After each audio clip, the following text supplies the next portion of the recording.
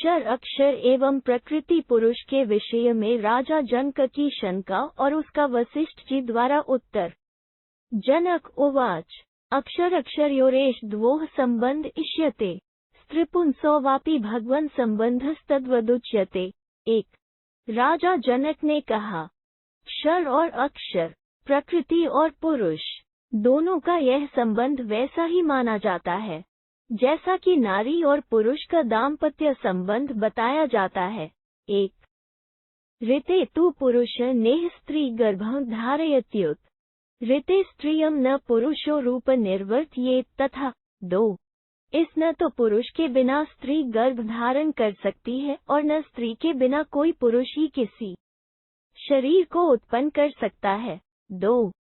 रूप निर्वर्तयत्येत देव सर्वासु योनिषु। 3। दोनों पारस्परिक संबंध से एक दूसरे के गुणों का आश्रय लेकर ही किसी शरीर का निर्माण होता है। प्रायः सभी योनियों में ऐसी ही स्थिति है। 3।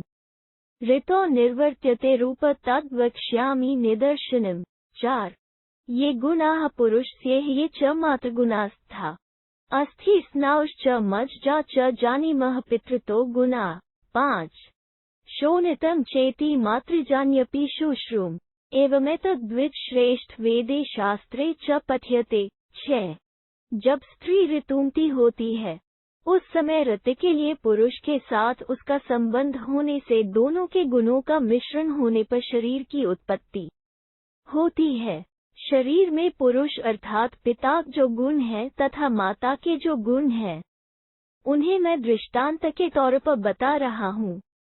स्नायु और मज्जा, इन्हें मैं पिता से प्राप्त हुए गुण समझता हूँ तथा त्वचा, मांस और रक्त ये माता से पैदा हुए गुण हैं, ऐसा मैंने सुना है। द्विज श्रेष्ठ, यही बात वेद और शास्त्र में भी पढ़ी जाती है। 4। 6। प्रमाण यत् स्ववेदोक्त शास्त्रोक्त यच् पठ्यते वेदशास्त्रद्वयं च प्रमाण तत्सनातनम्। 7। वेदों में जो प्रमाण बताया गया है तथा शास्त्र में कहे हुए जिस प्रमाण को पढ़ा और सुना जाता है वो सब ठीक है, क्योंकि वेद और शास्त्र दोनों ही सनातन प्रमाण हैं। 7। एवमेवाभिसंबधो नित्यं प्रकृति पुरुषो। 8। पश्यामि भगवंस्तस्मान्मोक्षधर्मो न विद्यते। इस प्रकार प्रकृति और पुरुष दोनों ही एक दूसरे के गुणों को आच्छादित करके एक दूसरे के गुणों का आश्रय लेते हुए सृष्टि करते हैं। इस तरह मैं इन दोनों को सदा एक दूसरे से संबद्ध देखता हूँ। अतः पुरुष के लिए मोक्ष धर्म की सिद्धि असंभव जान पड़ती है। 8। अथवानंतरकृत किचिदेव निदर्शनम्। 9। तन्ममाचष्ट तत्वेन प्रत्यक्षो ह्यसि सर्वदा। अथवा पुरुष के मोक्ष का साक्षात्कार कराने वाला कोई दृष्टांत हो तो आप उसे बताइए और मुझे ठीक ठीक समझा दीजिए, क्योंकि आपको सदा सब कुछ प्रत्यक्ष है। 9। मोक्ष कमा वयम चापी कांक्षामो यज्ञामयम् अदेहमजरन नित्यम तीन्द्रियम अनीश्वरम। 10। मैं भी मोक्ष की अभिलाषा रखता हूँ और उस परम पद को पाना चाहता हूँ जो निर्विकार, निराकार, अजर, अमर, नित्य और इंद्रियातीत है तथा जिसे प्राप्त हुए पुरुष का कोई शासक नहीं रहता। 10। वसिष्ठ उवाच यद्युद्भवता वेदशास्त्र निदर्शनम् एवमेतद् यथा चैतन्य गृह्णाति तथा भवान। 11। वसिष्ठ जी ने कहा, तुमने वेद और शास्त्रों के दृष्टांत देकर यह जो कुछ कहा है वह ठीक है, तुम जैसा समझते हो वैसी ही बात है। 11। धार्यते हि त्वया ग्रंथ उभयो वेदशास्त्रयोः न च ग्रंथस्य तत्वज्ञो यथा तत्वम नरेश्वर। 12। नरेश्वर, इसमें संदेह नहीं कि वेद शास्त्रों में जो कुछ लिखा है वो सब तुम्हें याद है, परंतु ग्रंथ के यथार्थ तत्व का तुम्हें ठीक ठीक ज्ञान नहीं है। 12। यो हि वेदे च शास्त्रे च ग्रंथधारण तत्परः न च ग्रंथार्थ तत्वज्ञस्य तद्धारण वृथा। 13। जो वेद और शास्त्र के ग्रंथों को तो याद रखने में तत्पर है किंतु उनके यथार्थ तत्व को नहीं समझता, उसका वो याद रखना व्यर्थ है। 13 भारं संवहते तस्य ग्रन्थस्यार्थ न वेति यः यस्तु ग्रंथार्थतत्वज्ञो नास्य ग्रंथागमो वृथा। 14 जो ग्रंथ के अर्थ को नहीं समझता वो केवल रटकर मानो उन ग्रंथों का बोझ ढोता है, परंतु जो ग्रंथ के अर्थ का तत्व समझता है उसके लिए उस ग्रंथ का अध्ययन व्यर्थ नहीं है। 14 ग्रंथस्यार्थस्य पृष्ठः संस्तादृशो वक्तुमर्ति यथा तत्त्वाभिज्ञादथं तस्य स विन्दति। 15 ऐसा पुरुष पूछने पर तत्वज्ञान पूर्वक ग्रंथ के अर्थ को जैसा समझता है वैसा दूसरों को भी बता सकता है। न यह सस्तु कथयेत ग्रंथर्थ स्थूल बुद्धिमान स कथमन्विज्ञानो ग्रंथ वक्ष्यति निर्णयात्। 16 जो स्थूल एवं मन बुद्धि से युक्त होने के कारण विद्वानों की सभा में शास्त्र ग्रंथ का अर्थ नहीं बता सकता वो निर्णय पूर्वक उस ग्रंथ का तात्पर्य कैसे कह सकता है। 16 निर्णयं चापि छिद्रात्मा न तम वक्ष्यति तत्वतः सोपासात्मतमेति यस्माच्चैवात्मवानपि। 17 जिसका चित्त शास्त्र ज्ञान से शून्य है वो ग्रंथ के तात्पर्य का ठीक ठीक निर्णय कर ही नहीं सकता। यदि वो कुछ कहता है तो मनस्वी होने पर भी लोगों के उपहास का पात्र बनता है। 17 तस्मात् त्वं शृणु राजेन्द्र यथैतदनुदृश्यते याथाख्येन सांख्येषु योगेषु च महात्मसु। 18 इसलिए राजेंद्र सांख्य और योग के ज्ञाता महात्मा पुरुषों के मत में मोक्ष का जैसा स्वरूप देखा जाता है उसे मैं तुम्हें यथार्थ रूप से बताता हूँ, सुनो।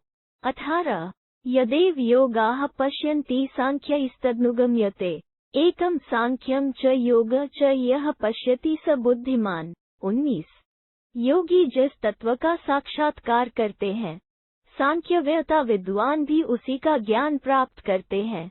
जो सांख्य और योग को फल की दृष्टि से एक समझता है वही बुद्धिमान है। 19 रुधिरन मेदः पित्त मज्जा च स्नायु च अथ चैन्द्रियक तात तद भवानिदमाह माम। 20 तात तुम मुझसे कह चुके हो कि शरीर में जो त्वचा, मांस, रुधिर, मेदा, पित्त, मज्जा, स्नायु और इंद्रिय समुदाय हैं वे सब माता पिता संबंध से प्रकट हुए हैं। 20 द्रव्याद् द्रव्यस्य निर्वृत्तिरिन्द्रियादिन्द्रियं तथा देहाद् देहं वाप्नोति बीजाद् बीजं तथैव च। 21 जैसे बीज से बीज की उत्पत्ति होती है उसी प्रकार द्रव्य से द्रव्य, इंद्रिय से इंद्रिय तथा देह से देह की प्राप्ति होती है। 21 निरिन्द्रियस्याबीजस्य निर्द्रव्यस्याप्यदेहिनः कथ गुणा भविष्यन्ति निर्गुणत्वान् महात्मनः। 22 परंतु परमात्मा तो इंद्रिय, बीज, द्रव्य और देह से रहित तथा निर्गुण है, अतः उसमें गुण कैसे हो सकते हैं। 22 गुणा गुणेषु जायन्ते तत्रैव निविशन्ति च एवं गुणाः प्रकृतितो जायन्ते निविशन्ति च। 23 जैसे आकाश आदि गुण सत्व आदि गुणों से उत्पन्न होते और उन्हीं में लीन हो जाते हैं उसी प्रकार सत्व, रज, तम ये तीनों गुण भी प्रकृति से उत्पन्न होते और उसी में लीन होते हैं।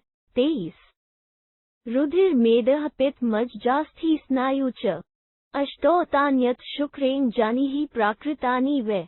24 तुम यह जान लो कि त्वचा, मांस, रुधिर, मेदा, पित्त, मज्जा, अस्थि और स्नायु ये आठों वस्तुएं वीर्य से उत्पन्न हुई हैं, इसलिए प्राकृत ही है।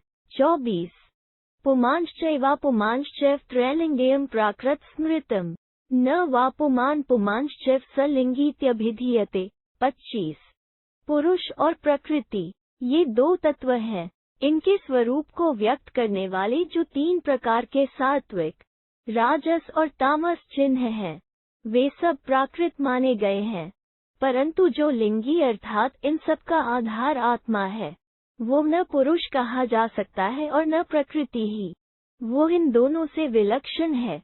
25 अलिंगात् प्रकृतिर्लिंगैरुपालभ्यति सात्मजय यथा पुष्पफलैर्नित्यमृत्वो मूर्त्यस्तथा। 26 जैसे फूलों और फलों द्वारा सदा निराकार ऋतुओं का अनुमान हो जाता है, उसी प्रकार निराकार पुरुष का सहयोग पाकर अपने द्वारा उत्पन्न किए हुए जो महतत्व आदि लिंग हैं, उन्हीं के द्वारा प्रकृति अनुमान का विषय होती है। 26 एवंप्यनुमानन हयलिंगमुपलभ्यते पंचविंशतिं स्तात लिंगेषु नियतात्मक। 27 इसी प्रकार लिंग से भिन्न जो शुद्ध चेतन रूप आत्मा है, वो भी अनुमान से बोध का विषय होता है, अर्थात जैसे दृश्य को प्रकाशित करने के कारण सूर्य दृश्य से भिन्न है, उसी प्रकार ज्ञान स्वरूप आत्मा भी ज्ञेय वस्तुओं को प्रकाशित करने के कारण उनसे भिन्न सत्ता रखता है। तात वही 25वां तत्व है जो सभी लिंगों में नियत रूप से व्याप्त है। 27 अनादिनिधनोऽनन्तः सर्वदर्शी निराम्य केवलत्वाभिमानित्वाद् गुणेषु गुण उच्यते। 28 आत्मा तो जन्म मृत्यु से रहित, अनंत, सबका दृष्टा और निर्विकार है। वो सत्व आदि गुणों में केवल अभिमान करने के कारण ही गुण स्वरूप कहलाता है। गुणा गुणवतः सन्ति निर्गुणस्य कुतो गुणा तस्मादेवं विजानन्ति ये जना गुणदर्शिनः। 29 यदा त्वेष गुणानेतान् प्राकृतान् विम्यते तदा स गुणान्ययितं परमेयवानुपश्यति। 30 गुण तो ही रहते हैं, निर्गुण आत्मा में गुण कैसे रह सकते हैं? अतः गुणों के स्वरूप को जानने वाले विद्वान पुरुषों का यही सिद्धांत है कि जब जीवात्मा इन गुणों को प्रकृति का कार्य मानकर उनमें अपनेपन का अभिमान त्याग देता है, उस समय वह देह आदि में आत्मबुद्धि का परित्याग करके अपने विशुद्ध परमात्म स्वरूप का साक्षात्कार करता है। 29-30 बुद्धेः पर प्राहुः सांख्या योगाश्च सर्वश बुद्धयमान्न महाप्राज्ञं बुद्ध परिवर्जनात्। 31 अप्रबुद्धं था व्यक्तं सगुण प्राहुरीश्वरम् निर्गुण चेश्वर नित्यमधिष्ठातोमेव च। 32 प्रकृतेश्च गुणाना च पंचविंशतिक बुधा सांख्ययोगे च कुशला बुध्यन्ते परमैषिनः। 33 सांख्य और योग के संपूर्ण विद्वान जिसको बुद्धि से परे बताते हैं, जो परम ज्ञान संपन्न है, अहंकार आदि जड़ तत्वों का परित्याग बाध कर देने पर शेष रहे हुए चिन्मय तत्व के रूप में जिसका बोध होता है, जो अज्ञात, अव्यक्त, सगुण ईश्वर, निर्गुण ईश्वर, नित्य और अधिष्ठाता कहा गया है, वो परमात्मा ही प्रकृति और उसके गुणों 24 तत्वों की अपेक्षा 25वां तत्व है। ऐसा सांख्य और योग में कुशल तथा परम तत्व की खोज करने वाले विद्वान पुरुष समझते हैं। 31-33 यदा प्रबुद्धा ह्यव्यक्तं वस्था जन्मभिर्व बुध्यमान न प्रबुध्यन्ति गम्यन्ति समं तदा। 34 जिस समय बाल्य, यौवन और वृद्धावस्था अथवा जन्म मरण से भयभीत हुए विवेकी पुरुष चेतन स्वरूप अव्यक्त परमात्मा के तत्व को ठीक ठीक समझ लेते हैं, उस समय उन्हें परब्रह्म परमात्मा के स्वरूप की प्राप्ति हो जाती है। 34 निदर्शन सम्यक सम्यग निदर्शनम बुद्ध्यमाना प्रबुधाना पृथ्पृथगरिंदम। 35 शत्रुओं का दमन करने वाले नरेश, ज्ञानी पुरुषों का यह ज्ञान युक्तियुक्त होने के कारण उत्तम और अज्ञानियों की धारणा से पृथक है। इसके विपरीत अज्ञानी पुरुषों का जो अप्रामाणिक ज्ञान है, वो युक्तियुक्त न होने के कारण ठीक नहीं है। यह पूर्वोक्त सम्यक ज्ञान से पृथक है। 35 परस्परेणेद्युत्क्षराक्षर निदर्शनम एकत्वं च प्राहुर्नानावक्षरमुच्यते। 36 क्षर और अक्षर के तत्व का प्रतिपादन करने वाला यह दर्शन मैंने तुम्हें बताया है। क्षर और अक्षर में परस्पर क्या अंतर है? इसे इस प्रकार समझो, सदा एक रूप में रहने वाले परमात्म तत्व को अक्षर बताया गया है और नाना रूपों में प्रतीत होने वाला यह प्राकृत प्रपंच क्षर कहलाता है। 36 पंचविंशतिनिष्ठोऽयं यदा सम्यक् प्रवर्तते एकत्वं दर्शन चास्य नानाव चाप्य दर्शनम। 37 जब यह पुरुष 25वें तत्व स्वरूप परमात्मा में स्थित हो जाता है, तब उसकी स्थिति उत्तम बताई जाती है। वह ठीक बर्ताव करता है, ऐसा माना जाता है। एकत्व का बोध ही ज्ञान है और नानात्व का बोध ही अज्ञान है। तत्त्वनिस्तत्व्योरतत्प्रीतिगेव निदर्शनम् 25 तु तत्त्वमाहुर्मनीषिणः 38 निस्तत्वं 25 परमाहुर्निदर्शनम् सर्गस्य वर्गमाधारं तत्त्वं तत्त्वात् सनातनम् 39 तत्व क्षर और निस्तत्व अक्षर का यह पृथक लक्षण समझना चाहिए। कुछ मनीषी पुरुष 25 तत्वों को ही तत्व कहते हैं, परंतु दूसरे विद्वानों ने 24 जड़ तत्वों को तो तत्व कहा है और 25वें चेतन परमात्मा को निस्तत्व तत्व से भिन्न बताया है। यह चैतन्य ही परमात्मा का लक्षण है। महतत्व आदि जो विकार हैं, वे क्षर तत्व हैं और परम पुरुष परमात्मा उन क्षर तत्वों से भिन्न उनका सनातन आधार है। 38-39 इति श्री महाभारते शांति पर्वणि मोक्ष धर्म पर्वणि वसिष्ठ क्रालजनक संवादे पंचाधिक त्रिशतमोध्याय 305। इस प्रकार श्री महाभारत शांति पर्व के अंतर्गत मोक्ष धर्म पर्व में वसिष्ठ क्रालजनक संवाद विषयक 305वां अध्याय पूरा हुआ। 305 तारांकन पुरुष प्रकृति की जड़ता को आच्छादित करके उसके दुख का आश्रय लेता है तथा प्रकृति पुरुष के आनंद गुण को आच्छादित करके उसके चैतन्य गुण का आश्रय लेती है। तात्पर्य यह कि प्रकृति के सहयोग से पुरुष आनंद से वंचित हो दुख का भागी होता है और प्रकृति पुरुष के संग से अपनी जड़ता को भुलाकर चेतन की भांति कार्य करने लगती है। योग और सांख्य के स्वरूप का वर्णन तथा आत्मज्ञान से मुक्ति। जनक उवाच नानावैकत्वमित्युक्तं त्वयैदृश्यसतम् पश्याम्येतद्धि संदिग्धं यो वै निदर्शनम्। 1 जनक ने पूछा, मुनिश्रेष्ठ, आपने क्षर को अनेक रूप और अक्षर को एक रूप बताया, किंतु इन दोनों के तत्व का जो निर्णय किया गया है, उसे मैं अब भी संदेह की दृष्टि से ही देखता हूँ। 1 तथा बुद्ध प्रबुधाभया बुद्धय मानस्य चांग स्थूल बुद्धया न पश्यामि तत्वमेतन संशय। 2 निष्पाप महर्षे, जिसे अज्ञानी पुरुष अनेक रूप में और ज्ञानी पुरुष एक रूप में जानते हैं, उस परमात्मा का तत्व मैं अपनी स्थूल बुद्धि के कारण समझ नहीं पाता हूँ। मेरे इस कथन में तनिक भी संशय नहीं है। 2 अक्षरयोरुत्वया यद्यपि कारणम तद्यस्थिर बुद्धिवात प्रनष्टमिव मेंग। 3 अंग यद्यपि आपने क्षर और अक्षर को समझाने के लिए अनेक प्रकार की युक्तियां बताई हैं, तथापि मेरी बुद्धि अस्थिर होने के कारण मैं उन सारी युक्तियों को मानो भूल गया हूँ। 3 तदचतो तुमिच्छामि नानावैकत्वदर्शनम् बुद्धं च प्रतिबुद्धं च बुद्धिमान च तत्वतः। 4 इसलिए इस नानात्व और एकत्व रूप दर्शन को मैं पुनः सुनना चाहता हूँ। बुद्ध क्या है? अप्रतिबुद्ध ज्ञानहीन क्या है? तथा बुद्धयमान ज्ञेय क्या है? यह ठीक ठीक बताइए। 4 विद्या विद्ये च भगवन्नक्षरक्षरमेव च सांख्यम योग च कार्त्स्येन पृथक् चैवा पृथक् च। 5 मैं विद्या अविद्या अक्षर और क्षर तथा सांख्य और योग को पृथक पृथक पूर्ण रूप से समझना चाहता हूँ। 5 वसिष्ठ उवाच हं ते संप्रवक्ष्यामि यदनुपृच्छसि योगकृत्यम महाराज पृथगेव शृणुष्व में।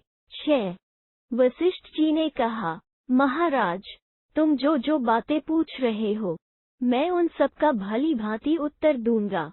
इस समय योग संबंधी कृत्य का पृथक ही वर्णन कर रहा हूँ, सुनो। योगकृत्यम तु योगाना ध्यानमेव पर बलम तच्चापि द्विविध ध्यानमाहुर्विद्याविदो जनाः। 7 एकाग्रता च मनसः प्राणायामस्थै च प्राणायामस्तु सगुणो निर्गुणो मनसस्तथा। 8 योगियों के लिए प्रधान कर्तव्य है ध्यान, वही उनका परम बल है। योग के विद्वान उस ध्यान को दो प्रकार का बतलाते हैं, एक तो मन की एकाग्रता और दूसरा प्राणायाम। प्राणायाम के भी दो भेद हैं, सगुण और निर्गुण। इनमें से जिस प्राणायाम में मन का संबंध सगुण के साथ रहता है वो सगुण प्राणायाम है, और जिसमें मन का संबंध निर्गुण के साथ रहता है वो निर्गुण प्राणायाम है। 7-8 मूत्रोत्सर्ग पुरीशे च भोजने च नराधिक त्रिका नाभियुञ्जीत शेष युञ्जीत तत्परः। 9 नरेश्वर मल त्याग, मूत्र त्याग और भोजन, इन 3 कार्यों में जो समय लगता है उसमें योग का अभ्यास न करे। शेष समय में तत्परतापूर्वक योग का अभ्यास करना चाहिए। 9 इंद्रियार्थेभ्यो निवर्त्य मनसा शुचि 10-12 चतुर्विंशात् पर ततः। 10 संचोदनाभिमतिमानान् न चोदयेत् तिष्ठन्तमजरन् तं तु यत् तदुत मनीषिभिः। 11 बुद्धिमान योगी को चाहिए कि पवित्र हो मन के द्वारा श्रोत आदि इंद्रियों को शब्द आदि विषयों से हटावे एवं 22 प्रकार की प्रेरणाओं द्वारा उस जरारहित जीवात्मा को, जिसे मनीषी पुरुषों ने आत्मस्वरूप बताया है, 24 तत्वों के समुदाय रूप प्रकृति से परे परम पुरुष परमात्मा की ओर प्रेरित करे। 10-11 त्याश्चात्मा सततम ज्ञेय इतिव मनुष्यश्रूम व्रतहीन मनसो नान्यथेति विनिश्चय। 12 हमने गुरुजनों के मुख से सुना है कि जो लोग इस प्रकार प्राणायाम करते हैं वे सदा ही परब्रह्म परमात्मा के जानने के अधिकारी होते हैं, जिसका मन सदा ध्यान में संलग्न रहता है। ऐसे योगी के ही योग्य यह व्रत है, अन्यथा बहिर्मुख चित्त वाले पुरुष के लिए यह नहीं है। यह निश्चित रूप से जानना चाहिए। 12 विमुक्तः सर्वसंग भयो लघहारो जितेंद्रिय पूर्वरात्रे पर रात्रे धारित। 13 योगी सब प्रकार की आसक्तियों से मुक्त हो मिताहारी और जितेंद्रिय बने तथा रात्रि के पहले और पिछले भाग में मन को आत्मा में एकाग्र करे। 13 स्थिरीकृत्येन्द्रिय ग्राम मनसा मिथिलेश्वर मनोबुद्धया स्थिर कृत्वा पाषाण इव निश्चल। 14 स्थाणुवचाप्यकंपः गिरिवचापि निश्चल बुद्धया विधि विधान ज्ञासदा युक्तम प्रचक्षिते। 15 मिथिलेश्वर जब योगी मन के द्वारा संपूर्ण इंद्रियों को और बुद्धि के द्वारा मन को स्थिर करके पत्थर की भांति अविचल हो जाए, सूखे काठ की भांति निष्कम्य और पर्वत की तरह स्थिर रहने लगे, तभी शास्त्र के विधान को जानने वाले विद्वान पुरुष अपने अनुभव से ही उसको योगयुक्त कहते हैं। 14-15 न शृणोति न चाग्राति न रंस्यति न पश्यति न च स्पर्श विजानाति न संकल्प्यते मनः। 16 न चाभिम्यते किंचन च बुध्यति काष्ठवत् तदा प्रकृतिमापन्न युक्त माहुर्मनीषिणः। 17 जिस समय वो न तो सुनता है, न सूंघता है, न स्वाद लेता है, न देखता है और न स्पर्श का ही अनुभव करता है, जब उसके मन में किसी प्रकार का संकल्प नहीं उठता तथा काठ की भांति स्थित होकर वो किसी भी वस्तु का अभिमान या सुध बुध नहीं रखता, उसी समय मनीषी पुरुष उसे अपने शुद्ध स्वरूप को प्राप्त एवं योगयुक्त कहते हैं। 16-17 निर्वाते ही यथा दीपन दीपतद्वत् प्रकाशते निर्लिंगो विचलश्चोर्ध्वं न तिर्यक गतिमाप्नुयात्। 18 उस अवस्था में वो वायु रहित स्थान में रखे हुए निश्चल भाव से प्रज्वलित दीपक की भांति प्रकाशित होता है। लिंग शरीर से उसका कोई संबंध नहीं रहता, वो ऐसा निश्चल हो जाता है कि उसकी ऊपर नीचे अथवा मध्य में कहीं भी गति नहीं होती। 18 तदा तमुपश्येत यस्मिन् दृष्टि न कथयते हृदयस्थान्तरात्मेति ज्ञेयोग्यतात्मद्विधः। 19 जिनका साक्षात्कार कर लेने पर मनुष्य कुछ बोल नहीं पाता, योग काल में योगी उसी परमात्मा को देखे। वत्स मुझ जैसे लोगों को अपने अपने हृदय में स्थित सबके ज्ञाता अंतरात्मा का ही ज्ञान प्राप्त करना उचित है। 19 विधूम इव सप्ताचरादित्य इव रश्मिमान। 20 ध्याननिष्ठ योगी को अपने हृदय में उसी प्रकार परमात्मा का साक्षात दर्शन होता है जैसे धूम रहित अग्नि का, किरणमलाओं से मंडित सूर्य का तथा आकाश में प्रकाश का दर्शन होता है। 20 ये पश्यन्ति महात्मानो धृतिं तो मनीषिणः ब्राह्मणा ब्रह्मयोनिथा हेयोनिमृतात्मकम्। 21 मनीषी ब्रह्मबोधक शास्त्रों में निष्ठा रखने वाले और महात्मा ब्राह्मण ही उस अजन्मा एवं अमृत स्वरूप ब्रह्म का दर्शन कर पाते हैं। 21 तत्तत्वं सर्वभूतेषु ध्रुवं तिष्ठन् न दृश्यते। 22 वो ब्रह्म अणु से भी अणु और भी महान कहा गया है।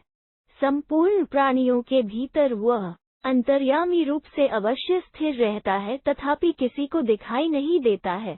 22 बुद्धिद्रव्येन दृश्येत मनोदीपेन लोककृत महत्तमसस्तात् पारे तिष्ठन्न तामसः। 23 स तमोनुद इत्युक्तः सर्वज्ञैर्वेद पारगयः विमलो वितमस्कश्च निर्लिंगोलिंग संज्ञेतः। 24 योग अशी योगाना एवं पश्यम प्रपश्यन्ति आत्मानमजरन परम। 25 सूक्ष्म बुद्धिरूप धन संपन्न पुरुष ही मनोमय दीपक के द्वारा उस लोक सृष्टा परमात्मा का साक्षात्कार कर सकते हैं। वो परमात्मा महान अंधकार से परे और तमोगुण से रहित है, इसलिए वेद के पारगामी सर्वज्ञ पुरुषों ने उसे तमोनुद अज्ञान नाशक कहा है।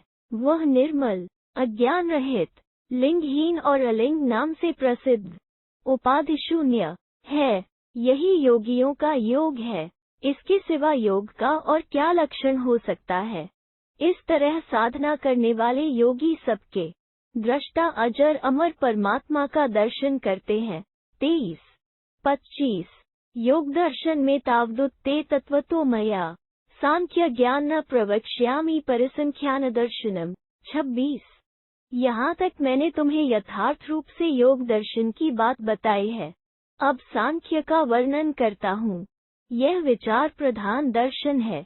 26 अव्यक्त माहुः प्रकृतिं परा प्रकृतिवादिनः तस्मान् महत् समुत्पन्न द्वितीयं राजसतम्। 27 नृपश्रेष्ठ प्रकृतिवादी विद्वान मूल प्रकृति को अव्यक्त कहते हैं। उससे दूसरा तत्व प्रकट हुआ जिसे महतत्व कहते हैं।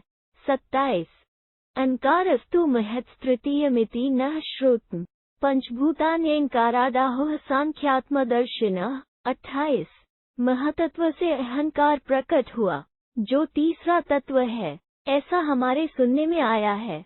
अहंकार से 5 सूक्ष्म भूतों की अर्थात पंचमात्राओं की उत्पत्ति हुई। यह सांख्यात्मदर्शी विद्वानों का कथन है। 28 एताः प्रकृत्यश्चाष्टो विकाराश्चापि षोडश पंचचैव विशेषा वै तथा पंचेन्द्रियाणि च। 29 ये 8 प्रकृतियां हैं। इनसे 16 तत्वों की उत्पत्ति होती है जिन्हें विकार कहते हैं।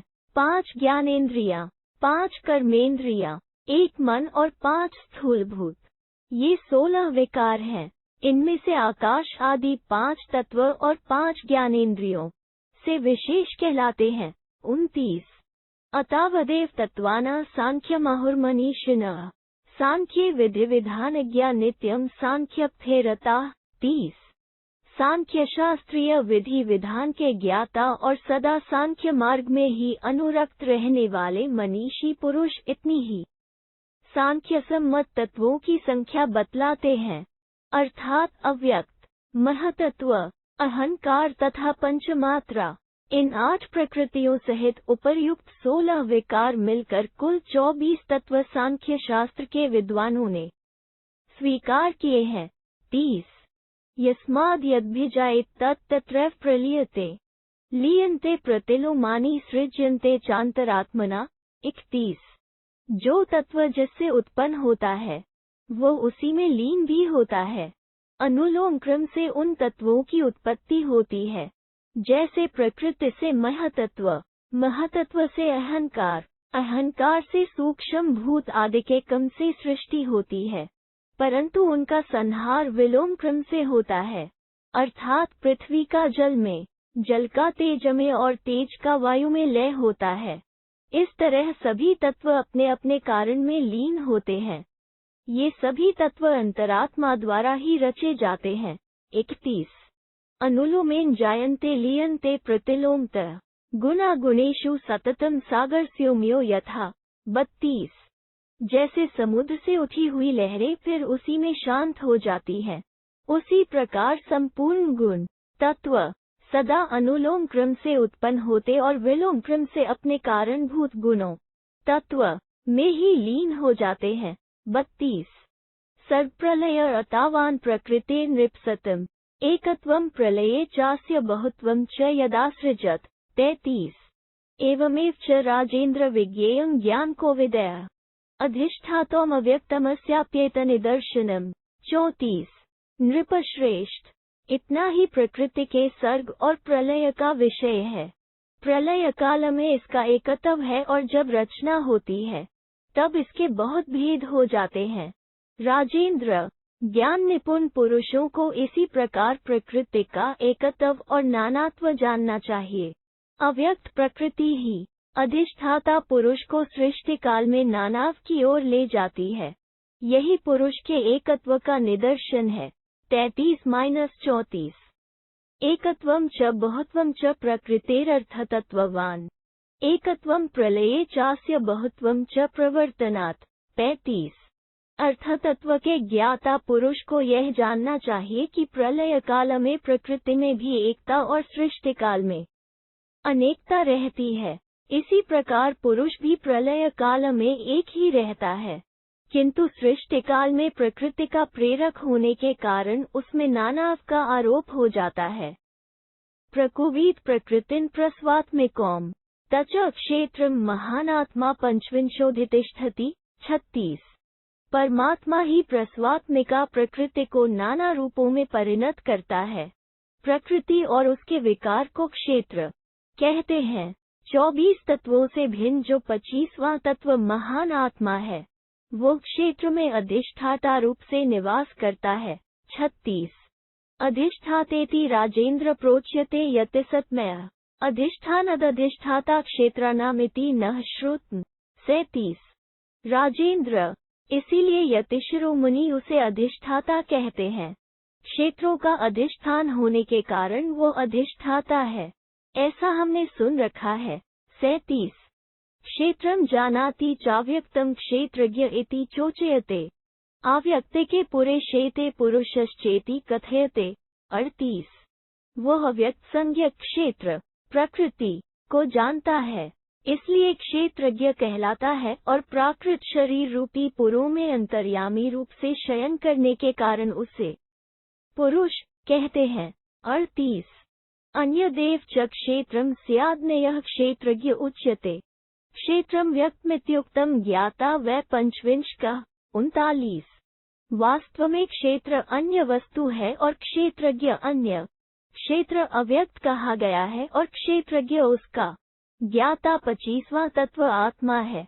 39 अन्य देव च ज्ञान न स्याद्नय ज्ञेयम तदुच्यते ज्ञानमव्यक्तमित्युक्तम ज्ञेयो वै पंचविंशकः। 40 ज्ञान अन्य वस्तु है और ज्ञेय उससे भिन्न कहा जाता है।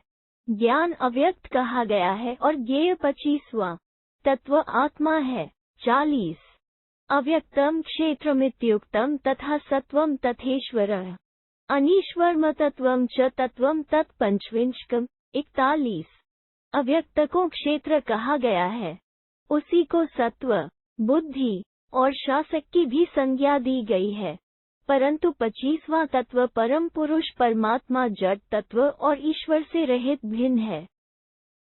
सांख्याः प्रकुरुते चैव प्रकृतिं च प्रचक्षते। 42 इतना ही सांख्य दर्शन है। सांख्य के विद्वान तत्वों की संख्या गणना करते और प्रकृति को ही कारण बताते हैं, इसीलिए इस दर्शन का नाम सांख्य दर्शन है। तत्वानि च चतुर्विंशत् परिसंख्याय तत्वतः सांख्याः सह प्रकृत्या तु निस्तत्वः पंचविंशकः। 43 सांख्यव्यता पुरुष प्रकृति स्थित 24 तत्वों की परिगणना करके परम पुरुष को जड़ तत्वों से भिन्न 25वां निश्चित करते हैं। 43 पंचविंशो प्रकृत्यात्मा बुद्धिमान इति स्मृतः यदा तु तदा भवति केवलः। 44 वो 25वां प्रकृति रूप नहीं है, उससे सर्वथा भिन्न ज्ञान स्वरूप माना गया है। जब वो अपने आप को प्रकृति से भिन्न नित्य चिन्मय जान लेता है, उस समय केवल हो जाता है, अर्थात अपने विशुद्ध परब्रह्म रूप में स्थित हो जाता है। 44 सम्यग् दर्शन में तावद् भाषितम् तव तत्त्वतः एवमेतद् विजानन्तः साम्यता प्रतीयान्त्युत। 45 इस प्रकार मैंने तुमसे यह सम्यग् दर्शन सांख्य का वर्णन किया है। जो इसे इस प्रकार जानते हैं वे शांत स्वरूप ब्रह्म को प्राप्त होते हैं। 45 नाम प्रत्यक्ष प्रकृतेस्था गुणतत्वान्यथेतानि निर्गुणोऽन्यस्तथा भवेत्। 46 प्रकृति पुरुष का प्रत्यक्ष दर्शन अप्रोक्ष अनुभव ही सम्यग् दर्शन है। ये जो गुणमय तत्व हैं, इनसे भिन्न परम पुरुष परमात्मा निर्गुण है। 46 न त्वेव वर्तमानानामावृत्तिर्विद्यते पुनः। 47 इस दर्शन के अनुसार ज्ञान प्राप्त करने वालों की इस संसार में पुनरावृत्ति नहीं होती, क्योंकि वे अविनाशी ब्रह्मभाव को प्राप्त हो जाते हैं। अतः परापर स्वरूप निर्विकार परब्रह्म रूप से ही उनकी स्थिति होती है। 47 पश्यन्नैकमत्यो न सम्यक् तेषु दर्शनम् ते व्यक्तं प्रतिपद्यन्ते पुनः पुनरिन्दम्। 48 शत्रुघ्न नरेश जिनकी बुद्धि नानाव का दर्शन करती है, उन्हें सम्यक ज्ञान की प्राप्ति नहीं होती। ऐसे लोगों को बारंबार शरीर धारण करना पड़ता है। 48 सर्वमेतद् विजानन्तो न सर्वस्य प्रबोधनात् व्यक्तिभूता भविष्यन्ति व्यक्तस्य वशवर्तिनः। 49 जो इस सारे प्रपंच को ही जानते हैं, वे इससे भिन्न परमात्मा का तत्व न जानने के कारण निश्चय ही शरीरधारी होंगे और शरीर तथा काम क्रोध आदि दोषों के वशवर्ती बने रहेंगे। 49 सर्वमव्यक्तमित्युक्तम् सर्वः पंचविंशः य एन्विजानन्ति न भयं तेषु विद्यते। 50 सर्व नाम है अव्यक्त प्रकृति का और उससे भिन्न 25वें तत्व परमात्मा को असर्व कहा गया है। जो उन्हें इस प्रकार जानते हैं, उन्हें आवागमन का भय नहीं होता है। 50 इति श्री महाभारते शांति पर्वणि मौषधर्म पर्वणि वसिष्ठ क्रालजनक संवादे षडधिक-300तमोऽध्यायः। 306 इस प्रकार श्री महाभारत शांति पर्व के अंतर्गत मौषधर्म पर्व में वसिष्ठ और करालजनक का संवाद विषयक 306 अध्याय पूरा हुआ। 306 तारांकन जैसे घड़े में जल भरा जाता है, उसी प्रकार पादांगुष्ठ से लेकर मूर्धा तक संपूर्ण शरीर में नासिका के छिद्रों द्वारा वायु को खींचकर भर ले।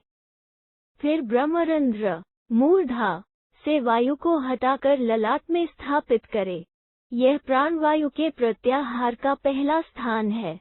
इसी प्रकार उत्तरोत्तर हटाते और रोकते हुए क्रमशः भ्रूमध्य, नेत्र, नासिका मूल, जिह्वा मूल, कंठकूप, हृदय मध्य, नाभि मध्य में उपस्थ का मूल भाग, उदर, गुदा, ऊरु मूल, ऊरु मध्य, जानु, चितिमूल, जंघा मध्य, गुल्फ और पादांगुष्ठ, इन स्थानों में वायु को ले जाकर स्थापित करे।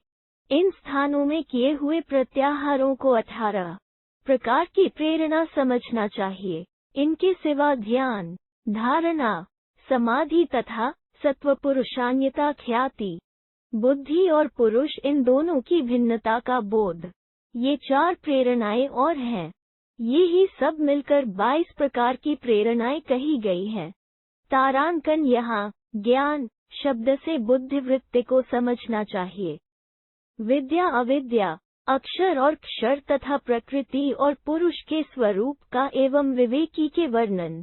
वसिष्ठ उवाच सांख्य दर्शन में तावदुत्ते नृपसतम् विद्या विद्येत विदानी में त्वं निबोधानुपूर्वशः। 1 वशिष्ठ जी कहते हैं, नृपश्रेष्ठ, यहाँ तक मैंने तुम्हें सांख्य दर्शन की बात बताई है। अब इस समय तुम मुझसे विद्या और अविद्या का वर्णन क्रम से सुनो। 1. अविद्या माहुरव्यक्तम सर्ग प्रलय धर्मी व सर्ग प्रलय निर्मुक्ता विद्या व पंचविंश का। 2. मुनियों ने सृष्टि और प्रलय रूप धर्म वाले कार्य सहित अव्यक्त को ही अविद्या कहा है तथा 24 तत्वों से परे जो 25वां तत्व परम पुरुष परमात्मा है, जो सृष्टि और प्रलय से रहित है, उसी को विद्या कहते हैं। 2. परस्पस्य विद्या वै त्वं निबोधानुपूर्वश यथोत्मृषिभितात सांख्यस्याभिनिदर्शनम्। 3. तात ऋषियों ने जिस प्रकार सांख्य दर्शन की बात बताई है, उसी प्रकार तुम अव्यक्त का जो पारस्परिक भेद है, उनमें जो जिसकी विद्या है अर्थात श्रेष्ठ है, उसका वर्णन क्रम से सुनो। 3. कर्मेन्द्रियाणा सर्वेषा विद्या बुद्धीन्द्रियं स्मृतम् बुद्धीन्द्रियाणा च तथा विशेषा इति न श्रुतम्। 4. हमने सुन रखा है कि समस्त कर्मेंद्रियों की विद्या ज्ञानेन्द्रिया मानी गई है। कर्मेंद्रियों से ज्ञानेन्द्रिया श्रेष्ठ है और ज्ञानेन्द्रियों की विद्या पंचमहाभूत है। 4. विशेषाणा मनस्तेषां विद्या माहुर्मनीषिणः मनसः पंचभूतानि विद्या इत्यभिचक्षते। 5. मनीषी पुरुष कहते हैं कि स्थूल पंचभूतों की विद्या मन है और मन की विद्या सूक्ष्म पंचभूत है। 5. अहंकारस्तु भूतानां पंचानां नात्र संशयः अहंकारस्य च तथा बुद्धिर्विद्या नरेश्वर। 6. नरेश्वर, उन सूक्ष्म पंचभूतों की विद्या अहंकार है, इसमें कोई संशय नहीं है तथा अहंकार की विद्या बुद्धि मानी गई है। 6. विद्या प्रकृतिरव्यक्तम तत्वाना परमेश्वरी विद्या ज्ञेया नरश्रेष्ठ विधिश्च परमः स्मृतः। 7. नरश्रेष्ठ, अव्यक्त नाम वाली जो परमेश्वरी प्रकृति है, वो संपूर्ण तत्वों की विद्या है। यह विद्या जानने योग्य है, इसी को ज्ञान की परम विधि कहते हैं। 7. अव्यक्तस्य पर प्राहुर्विद्या व पंचविंशकम् सर्वस्य सर्वमित्युक्तम् ज्ञेयम् ज्ञानस्य पार्थिव। 8. 25वें तत्व के रूप में जिस परम पुरुष परमात्मा की चर्चा की गई है, उसी को अव्यक्त प्रकृति की परम विद्या बताया गया है। वही संपूर्ण ज्ञान का सर्वरूप ज्ञेय है। 8. ज्ञानमव्यक्तमित्युक्तम् ज्ञेयो वै पंचविंशकः तथैव ज्ञानमव्यक्तम् विज्ञाता पंचविंशकः। 9. ज्ञान अव्यक्त कहा गया है और परम पुरुष ज्ञेय बताया गया है, उसी प्रकार ज्ञान अव्यक्त है और उसका ज्ञाता परम पुरुष है। 9. विद्या विद्यार्थतत्वेन्मयोक्ता ते विशेषता अक्षर चक्षर चैव यदुत्तन्निबोध में। 10. मैंने तुम्हारे समक्ष यथार्थ रूप से विद्या सहित अविद्या का विशेष रूप से वर्णन किया है। अब जो क्षर और अक्षर तत्व कहे गए हैं, उनके विषय में मुझसे सुनो। उभाविवाक्षरावुक्तावुभावेतावनक्षरो कारण तु प्रवक्ष्यामि यथा तथयम् तु ज्ञानतः। 11. सांख्यम में प्रकृति और पुरुष दोनों को ही अक्षर कहा गया है तथा ये ही दोनों क्षर भी हैं। मैं अपने ज्ञान के अनुसार इसका यथार्थ कारण बतलाता हूँ। 11. अनादिनिधनवेतवुभाविवेश्वरो मतो तत्वसंज्ञावुभावेतो प्रोच्येत ज्ञानचित्क्य। 12. ये दोनों ही अनादि और अनंत हैं, अतः परस्पर संयुक्त होकर दोनों ही ईश्वर सर्वसमर्थ माने गए हैं। सांख्य ज्ञान का विचार करने वाले विद्वान इन दोनों को ही तत्व कहते हैं। 12. सर्गप्रलय धर्मतवादव्यक्तम प्राहुरक्षरम तद गुणसर्गाय विकुर्वाण पुनः पुनः। 13. सृष्टि और प्रलय प्रकृति का धर्म है, इसलिए प्रकृति को अक्षर कहा गया है। वही प्रकृति महतत्व आदि गुणों की सृष्टि के लिए बारंबार विकार को प्राप्त होती है, इसलिए उसे क्षर भी कहा जाता है। 13. गुणानां महदादीनां उत्पत्तिश्च परस्परम्। 14. महतत्व आदि गुणों की उत्पत्ति प्रकृति और पुरुष के परस्पर संयोग से होती है। अतः एक दूसरे का अधिष्ठान होने के कारण पुरुष को भी क्षेत्र कहते हैं। 14 यदा तु गुंजा तद्व्यक्तात्मनि संक्षिपे तदा सह गुणस्तस्तु पंचविंशो विलीयते। 15 योगी जब अपने योग के प्रभाव से प्रकृति के गुण समूह को अव्यक्त मूल प्रकृति में विलीन कर देता है, तब उन गुणों का विलय होने के साथ साथ 25वां तत्व पुरुष भी परमात्मा में मिल जाता है। इस दृष्टि से उसे भी क्षर कह सकते हैं। 15 गुणा गुणेषु लीयन्ते तदैका प्रकृतिर्भवेत् क्षेत्रज्ञोऽपि यदा तात तत्क्षेत्रे संप्रलीयते। 16 तात जब कार्यभूत गुण कारणभूत गुणों में लीन हो जाते हैं, उस समय सब कुछ एकमात्र प्रकृति स्वरूप हो जाता है, तथा जब क्षेत्रज्ञ भी परमात्मा में लीन हो जाता है, तब उसका भी पृथक अस्तित्व नहीं रहता। 16 तदाक्षरत्वं प्रकृतिर्गच्छते गुणसंश्रिता निर्गुणत्वं च वैदेह गुणेश प्रतिवर्तनात्। 17 विदेहराज उस समय त्रिगुणमयी प्रकृति क्षरत्व नाश को प्राप्त होती है और पुरुष भी गुणों में प्रवृत्त न होने के कारण निर्गुण गुणातीत हो जाता है। 17 एवमेव च क्षेत्रज्ञः क्षेत्र ज्ञान परीक्ष्ये प्रकृत्या निर्गुण सिवेश इतिव मनुष्युश्रुम। 18 इस प्रकार जब क्षेत्र का ज्ञान नहीं रहता अर्थात पुरुष को प्रकृति का ज्ञान नहीं रहता, तब वो स्वभाव से ही निर्गुण है। यह हमने सुन रखा है। 18 क्षरो भवत्येष यदा तदा गुणवती मत प्रकृतिं त्वभिजानाति निर्गुणत्वम्। 19 जब यह पुरुष क्षर होता है अर्थात परमात्मा में लीन हो जाता है, उस समय वो प्रकृति के सगुणत्व को और अपने निर्गुणत्व को यथार्थ समझ लेता है। 19 तदा विशुद्धो भवति प्रकृतेः परिवर्जनात् अन्योमन्येयमिति यदा बुध्यति बुद्धिमान। 20 इस तरह ज्ञानवान पुरुष जब यह जान लेता है कि मैं अन्य हूँ और यह प्रकृति मुझसे भिन्न है, तब वो प्रकृति से रहित हो जाने से अपने शुद्ध स्वरूप में स्थित होता है। 20 तदेश तत्वतमेति न चापि मिश्रता व्रजित प्रकृत्या चैव राजेंद्र मिश्रो ह्यन्यश्च दृश्यते। 21 राजेंद्र प्रकृति से संयोग के समय उससे अभिन्न सा प्रतीत होने के कारण यह पुरुष तद्रूपता को प्राप्त हुआ सा जान पड़ता है, परंतु उस अवस्था में भी उसका प्रकृति के साथ मिश्रण नहीं होता, उसकी बनी रहती है। इस प्रकार पुरुष प्रकृति के साथ संयुक्त और पृथक भी दिखाई देता है। 21 यदा तु गुंजा तत्प्राकृत वै जुगुप्स्ते पश्यते च पर पश्यम तदा पश्यन् संत्यजित। 22 जब वो प्राकृत गुण समुदाय को कुत्सित समझकर उससे विरत हो जाता है, उस समय वह परम दर्शनीय परमात्मा का दर्शन पा जाता है और उसको देखकर फिर भी उसका त्याग नहीं करता अर्थात उससे अलग नहीं होता। 22 कि मया कृतमितावद् योह कालमिमः जन्म मत्स्यो जालन ह्यविज्ञानादनुवर्तित्वानि।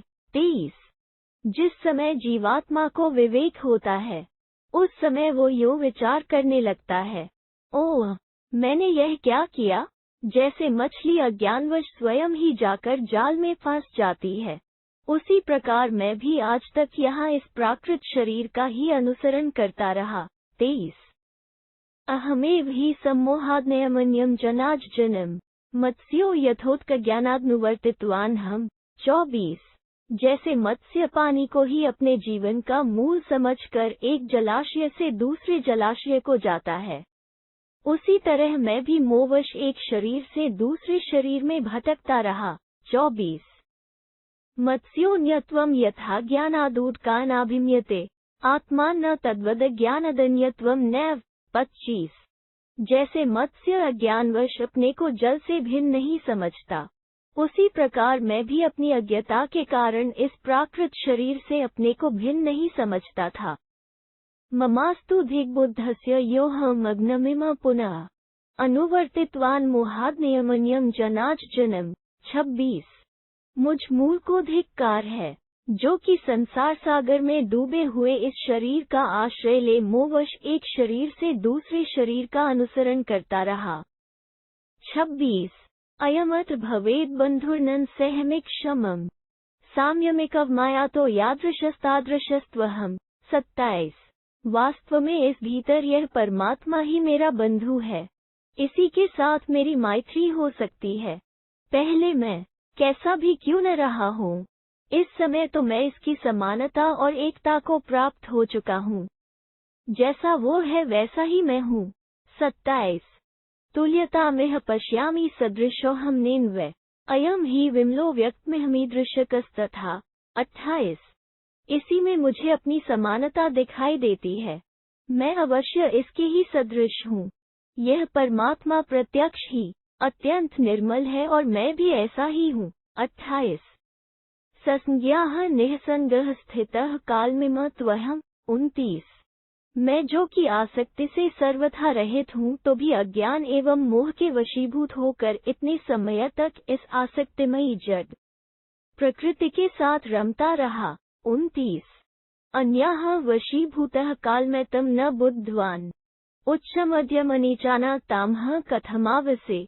30 इसने मुझे इस तरह वश में कर लिया था कि मुझे आज तक के समय का पता ही न चला। यह तो उच्च, मध्यम तथा नीच सब श्रेणी के लोगों के साथ रहती है, भला इसके साथ मैं कैसे रह सकता हूँ। 30 सामान्यान्या चेह सहवास्मः कथम गच्छामबुधभावत्वादेशेदनी स्थिरो भवे। 31 जो मेरे साथ संयुक्त होकर मेरी समानता करने लगी है, ऐसी इस प्रकृति के साथ मैं मूर्खतावश सहवास कैसे कर सकता हूँ। यह लो अब मैं स्थिर हो रहा हूँ। सहवासम न यास्यामि काल में तद्धि वंचनात् वंचितस्म्यन्या यद्धि निर्विकारो विकारया। 32 मैं निर्विकार होकर भी इस विकारमयी प्रकृति के द्वारा ठगा गया। इतने समय तक इसने मेरे साथ ठगी की है, इसलिए अब इसके साथ नहीं रहूंगा। 32 न चायमप्राधो स्याह्यपराधो ह्ययम् मम योऽहमत्राभव सक्तः। 33 किंतु यह इसका अपराध नहीं है, सारा अपराध मेरा ही है, जो कि मैं परमात्मा से विमुख होकर इसमें आसक्त हुआ स्थित रहा। 33 ततोमि बहुरूपासु स्थितो मूर्तिश मूर्तिमान अमूर्तश्चापि मूर्तात्मा ममत्वेन प्रदर्शितः। 34 यद्यपि मैं सर्वथा अमूर्त हूँ अर्थात किसी आकार वाला नहीं हूँ, तो भी मैं प्रकृति की अनेक रूप वाली मूर्तियों में स्थित हुआ देह रहित होकर भी ममता से परास्त होने के कारण देहधारी बना रहा। 34 प्राकृतेन ममत्वेन तासु तास्वे योनिषु निर्ममस्य ममत्वेन की कृत तासु तासु च। 35 पहले जो मैंने इसके प्रति ममता की थी, उसके कारण मुझे भिन्न भिन्न योनियों में भटकना पड़ा। यद्यपि मैं ममता रहित हूँ तो भी इस प्रकृति जनित ममता ने भिन्न भिन्न योनियों में मुझे डालकर मेरी बड़ी दुर्दशा कर डाली। योनिषु वर्तमानं नष्ट संज्ञेन चेतसा न ममात्रान्या कार्यमहंकार कृतात्मया। 36 इसके साथ नाना प्रकार की योनियों में भटकने के कारण मेरी चेतना खो गई थी। अब इस अहंकारमयी प्रकृति से मेरा कोई काम नहीं है। 36 आत्मान न बहुधा कृत्वा येयं भूयो युनक्ति माम इदानीमेष बुद्धोस्मि निर्ममो निरहंकृतः। 37 अब भी यह बहुत से रूप धारण करके मेरे साथ सहयोग की चेष्टा कर रही है, किंतु अब मैं सावधान हो गया हूँ, इसलिए ममता और अहंकार से रहित हो गया हूँ। 37 ममत्वमन्या नित्यम अहंकार कृतात्मकम अपैत्यामिमा हित्वा संश्रयशे निरामयम। 38 अब तो इसको और इसकी अहंकार स्वरूपिणी ममता को त्याग कर इससे सर्वथा अतीत होकर मैं निरामय परमात्मा की शरण लूंगा। 38 अनंत साम्यम यास्यामि नान्यामचेतया क्षेम मम सहानन्यवमन्या सह। 39 उन परमात्मा की ही समानता प्राप्त करूंगा, इस जड़ प्रकृति की समानता नहीं धारण करूंगा। परमात्मा के साथ सहयोग करने में ही मेरा कल्याण है, इस प्रकृति के साथ नहीं। 39 एवं अक्षरत्वम नियच्छित त्यक्त्वाक्षरनामयम् 40। इस प्रकार उत्तम विवेक के द्वारा अपने शुद्ध स्वरूप का ज्ञान प्राप्त कर 24 तत्वों से परे 25वां आत्माक्षर भाव विनाशशीलता का त्याग करके निरामय अक्षर भाव को प्राप्त होता है। 40 अव्यक्तम व्यक्तधर्मान सगुण निर्गुण तथा निर्गुण प्रथम भवति मैथिल। 41 मिथिल नरेश अव्यक्त प्रकृति व्यक्त महतत्वादि सगुण जडवग निर्गुण आत्मा तथा सबके आदिभूत निर्गुण परमात्मा का साक्षात्कार करके मनुष्य स्वयं भी वैसा ही हो जाता है। 41 अक्षर अक्षरयोरद्भुत तव निदर्शनम मये ज्ञान संपन्न यथाश्रुति निदर्शनात्। 42 वेद में जैसा वर्णन किया गया है उसके अनुरूप यह अक्षर अक्षर का विवेक कराने वाला ज्ञान मैंने तुम्हें सुनाया है। 42 निःसंदिग्धम च सूक्ष्म च विबुद्धम विमलम यथा प्रवक्ष्यामि तु ते भूयस्त निबोध यथाश्रुत। 43 अब पुनः श्रुति के अनुसार संदेह रहित सूक्ष्म तथा अत्यंत निर्मल विशिष्ट ज्ञान की बात तुम्हें बता रहा हूँ, सुनो। 43 सांख्य योगो मया प्रोक्तो शास्त्रज्ञ निदर्शनात् यदेव शास्त्रम सांख्योक्त योग दर्शन में तत्। 44 मैंने सांख्य और योग का जो वर्णन किया है उसमें इन दोनों को पृथक पृथक दो शास्त्र बताया है, परंतु वास्तव में जो सांख्य शास्त्र है वही योग शास्त्र भी है, क्योंकि दोनों का फल एक ही है। 44 प्रबोधन कर ज्ञान न सांख्यानामवनीते विस्पष्टम प्रोच्यते तत् शिष्याना हितकाम्यया। 45 पृथ्वीनाथ मैंने शिष्यों के हित की कामना से उनके लिए ज्ञान जनक जो सांख्य दर्शन है उसका तुम्हारे निकट स्पष्ट रूप से वर्णन किया है। 45 बृहच्चैवमिदं शास्त्रमित्याहुर्विदुषो जनाः अस्मिंश्च शास्त्रे योगाना पुनर्वेदे पुरःसरः।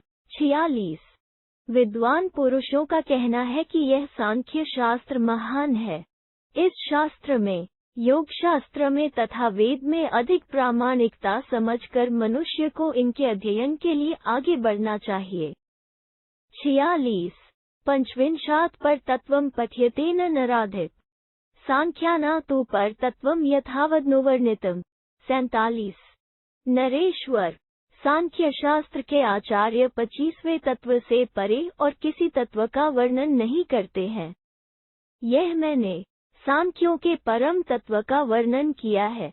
47 बुद्धम प्रतिबुद्धत्वाद बुद्धिमान न च तत्वतः बुद्धिमान न च बुद्धम च प्राहुर्योग निदर्शनम। 48 जो नित्य ज्ञान संपन्न परब्रह्म परमात्मा है वही बुद्ध है तथा जो परमात्मा तत्व को न जानने के कारण जिज्ञासु जीवात्मा है उसकी बुद्धिमान संज्ञा होती है। इस प्रकार योग के सिद्धांत के अनुसार बुद्ध नित्य ज्ञान संपन्न परमात्मा और बुद्धिमान जिज्ञासु जीव ये दो चेतन माने गए हैं। 48 इति श्री महाभारते शांति पर्वणि मोक्षधर्म पर्वणि वसिष्ठ क्रालजनक संवादे सप्ताधिक-300तमोऽध्यायः।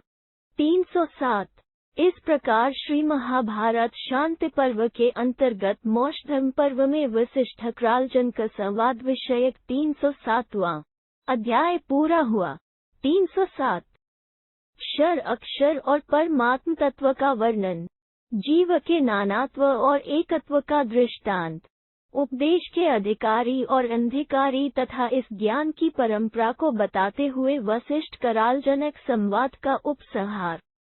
वसिष्ठ उवाच अथ बुद्धम था बुद्धमिमं गुण विधि शृणु आत्मान्न बहुधा कृत्वा तान्येव प्रविचक्षिते। 1 वसिष्ठ जी कहते हैं, अब बुद्ध परमात्मा, अबुद्ध जीवात्मा और इस गुणमयी सृष्टि प्राकृत प्रपंच का वर्णन सुनो। जीवात्मा अपने आप को अनेक रूपों में प्रकट करके उन रूपों को सत्य मानकर देखता रहता है। 1 एतदेव विकुर्वाणो बुद्धिमानो न बुध्यते गुणान् धार्यते ह्येष सृजत्याक्षिप्ते तदा। 2 वास्तव में ज्ञान संपन्न होने पर भी इस प्रकार प्रकृति के संसर्ग से विकार को प्राप्त हुआ जीवात्मा ब्रह्म को नहीं जान पाता, वो गुणों को धारण करता है, अतः कर्तृत्व का अभिमान लेकर रचना और संहार किया करता है। 2 अजस्रत्विः क्रीडात् विक्रोति जनाधिप अव्यक्तबोधना च बुद्धिमान न वदन्त्यपि। 3 जनेश्वर जीवात्मा इस सदा क्रीड़ा करने के लिए ही विकार को प्राप्त होता है, वो अव्यक्त प्रकृति को जानता है, इसलिए ऋषि मुनि उसे बुद्धिमान कहते हैं। 3 न त्वेव बुध्यते व्यक्तम सगुणतात् निर्गुणम कदाचित् त्वेव खल्वेदाहुर प्रतिबुद्धकम। 4 तात परब्रह्म परमात्मा सगुण हो या निर्गुण, उसे प्रकृति कभी नहीं जानती, क्योंकि वो जड़ है, अतः सांख्यवादी विद्वान इस प्रकृति को अप्रतिबुद्ध ज्ञान शून्य कहते हैं। 4 बुध्यते यदि वो व्यक्तमेतद् वै पंचविंशकम् बुध्यमानो भवत्येव संगात्मक इति श्रुति अनेन अप्रतिबुद्धिति वदन्त्यव्यक्तमच्युतम्। 5 यदि यह मान लिया जाए कि प्रकृति भी जानती है तो यह केवल 25वें तत्व पुरुष को ही उससे संयुक्त होकर जान पाती है। प्रकृति के साथ संयुक्त होने के कारण ही जीव संगात्मक संगी होता है, ऐसा श्रुति का कथन है। इस संग दोष के कारण ही अव्यक्त एवं अविकारी जीवात्मा को लोग मूल कह दिया करते हैं। 5 अव्यक्त बोधना चापि बुद्धिमान न वदन्त्युत पंचविंश महात्मान न चासावपि बुध्यते। 6 विमलम बुद्धम प्रमेयम सनातनम स तु तम पंचविंश च चतुर्विंश च बुध्यते। 7 25वां तत्वरूप महान आत्मा अव्यक्त प्रकृति को जानता है, इसलिए उसे बुद्धिमान कहते हैं, परंतु वह भी 26वें तत्वरूप निर्मल नित्य शुद्ध बुद्ध अप्रमेय सनातन परमात्मा को नहीं जानता है, किंतु वो सनातन परमात्मा उस 25वें तत्वरूप जीवात्मा को तथा 24वीं प्रकृति को भी भली भांति जानता है। 6-7 दृश्यादृश्य ह्यनुगत स्वभावन महाद्युते अव्यक्तमथ तद ब्रह्म बुध्यते तात केवलम। 8 तात महातेजस्वी नरेश वो अव्यक्त एवं अद्वितीय ब्रह्म यहाँ दृश्य और अदृश्य सभी वस्तुओं में स्वभाव से ही व्याप्त है, अतः वो सबको जानता है। 8 केवल पंचविंश च चतुर्विंश न पश्यति बुद्धिमानो मन्यते। 9 तदा प्रकृतिमानेश भवत्यव्यक्तलोचन 24वीं अव्यक्त प्रकृति न तो अद्वितीय ब्रह्म को देख पाती है और न 25वें तत्वरूप जीवात्मा को। जब जीवात्मा अव्यक्त ब्रह्म की ओर दृष्टि रखकर अपने को प्रकृति से भिन्न मानता है, तब यह प्रकृति का अधिपति हो जाता है। 9 बुध्यते च परा बुद्धिन विशुद्धामला यदा। 10 राजशार्दूल तथा बुद्धत्वमाव्रजित तत्त्यजति सोव्यक्तम सर्ग प्रलय धर्मी व। 11 नृपश्रेष्ठ जब जीवात्मा शुद्ध ब्रह्म विषयिणी निर्मल एवं सर्वोत्कृष्ट बुद्धि को प्राप्त कर लेता है, तब वो 26वें तत्वरूप पर ब्रह्म का साक्षात्कार करके तद्रूप हो जाता है। उस स्थिति में वो नित्य शुद्ध बुद्ध ब्रह्मभाव में ही प्रतिष्ठित होता है। फिर तो वो सृष्टि और प्रलय रूप धर्म वाली अव्यक्त प्रकृति से सर्वथा अतीत हो जाता है। 10-11 निर्गुणः प्रकृतिं वेद गुणयुक्तां चेतनाम ततः केवल धर्मासो भवत्यव्यक्तदर्शनात्। 12 वो गुणों से अतीत होकर त्रिगुणमयी प्रकृति को जरूप में जान लेता है।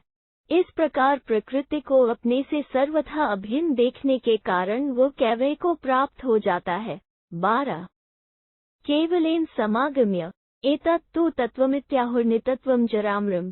13 केवल अद्वितीय ब्रह्म से मिलकर सब प्रकार के बंधनों से मुक्त हुआ अपने परमार्थ स्वरूप परमात्मा को प्राप्त हो जाता है।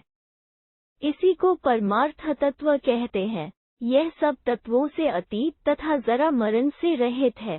13 तत्वसश्यनदेतत् तत्त्ववञ्च मानद पंचविंशति तत्वानि प्रवदन्ति मनीषिणः। 14 सबको मान देने वाले नरेश जीवात्मा तत्वों का आश्रय लेने से ही तत्व सदृश प्रतीत होता है। वास्तव में वह तत्वों का दृष्टांत होने के कारण तत्व नहीं है, तत्वों से सर्वथा भिन्न ही है। इस प्रकार मनीषी पुरुष प्रकृति के 24 तत्वों के साथ जीवात्मा को भी एक तत्व मानकर कुल 25 तत्वों का प्रतिपादन करते हैं। न चैष तत्ववान स्तात निस्तत्वस्त्वेष बुद्धिमान अश्मुंचति तत्वम ही क्षिप्र बुद्धस्य लक्षणम। 15 तात यह जीवात्मा वास्तव में तत्वों से अतीत है, अतः तद्रूप नहीं होता है, अपितु ज्ञानवान होने के कारण ब्रह्म ज्ञान का उदय होने पर यह शीघ्र ही प्राकृत तत्वों का त्याग कर देता है और उसमें नित्य शुद्ध बुद्ध ब्रह्म के लक्षण प्रकट हो जाते हैं। 15 षड्विंशोऽहमिति प्राज्ञो गृह्मानोजराम्र केवलेन बलेन समता याति सशयम्। 16 मैं 25 तत्वों से भिन्न 26वां परमात्मा हूँ, नित्य ज्ञान संपन्न और जानने के योग्य अजर अमर स्वरूप हूँ। इस प्रकार विचार करते करते जीवात्मा केवल विवेक बल से ही ब्रह्मभाव को प्राप्त हो जाता है, इसमें संशय नहीं है। 16 प्रबुद्धेन एतनानावमित्युक्तम सांख्य श्रुति निदर्शनात्। 17 जीव 26वें तत्व ज्ञान स्वरूप परमात्मा के प्रकाश से ही जगत को जानता है, परंतु उसे जानकर भी परमात्मा को न जानने के कारण वो अज्ञानी ही रह जाता है। यह अज्ञान ही जीव के नानावरूप बंधन का कारण बताया जाता है, जैसा कि सांख्य शास्त्र और श्रुतियों द्वारा दिग्दर्शन कराया गया है। 17 चेतनं समेत्य पंचविंशतिकस्य एकत्वं वै भवत्यस्य यदा बुद्ध्या न बुध्यते। 18 जब जीवात्मा बुद्धि के द्वारा जगत को अपना नहीं समझता अर्थात उससे संबंध नहीं जोड़ता, तब नित्य चेतन परमात्मा से संयुक्त हुए उस जीवात्मा की परमात्मा के साथ एकता हो जाती है। 18 बुद्धिमानो प्रबुद्धेन समता याति मैथिल संगधर्मा भवत्येष निःसंगात्मा नराधिप। 19 मिथिल नरेश जब तक जीवात्मा जगत को अपना समझता है, तब तक उस जगत की ही समता को वो प्राप्त होता है। यद्यपि वो स्वरूप से असंग है तो भी प्रकृति के संपर्क से आसक्ति रूप धर्म वाला हो जाता है। 19 निःसंगात्मानमा साध्य षड्विंशकमजम विभुम विभुत्यजति चाव्यक्तम यदा त्वेयद विबुध्यते। 20 चतुर्विंशम सार्च 26वां तत्व परमात्मा अजन्मा सर्वव्यापी और संग दोष से रहित है। उसकी शरण लेकर जब जीवात्मा उसके स्वरूप का साक्षात्कार कर लेता है, तब परमात्म ज्ञान के प्रभाव से स्वयं भी सर्वव्यापी हो जाता है तथा 24 तत्वों से युक्त प्रकृति को असार समझकर त्याग देता है। 20 अश्य प्रतिबुद्धश्च बुद्धिमानश्च तेंग।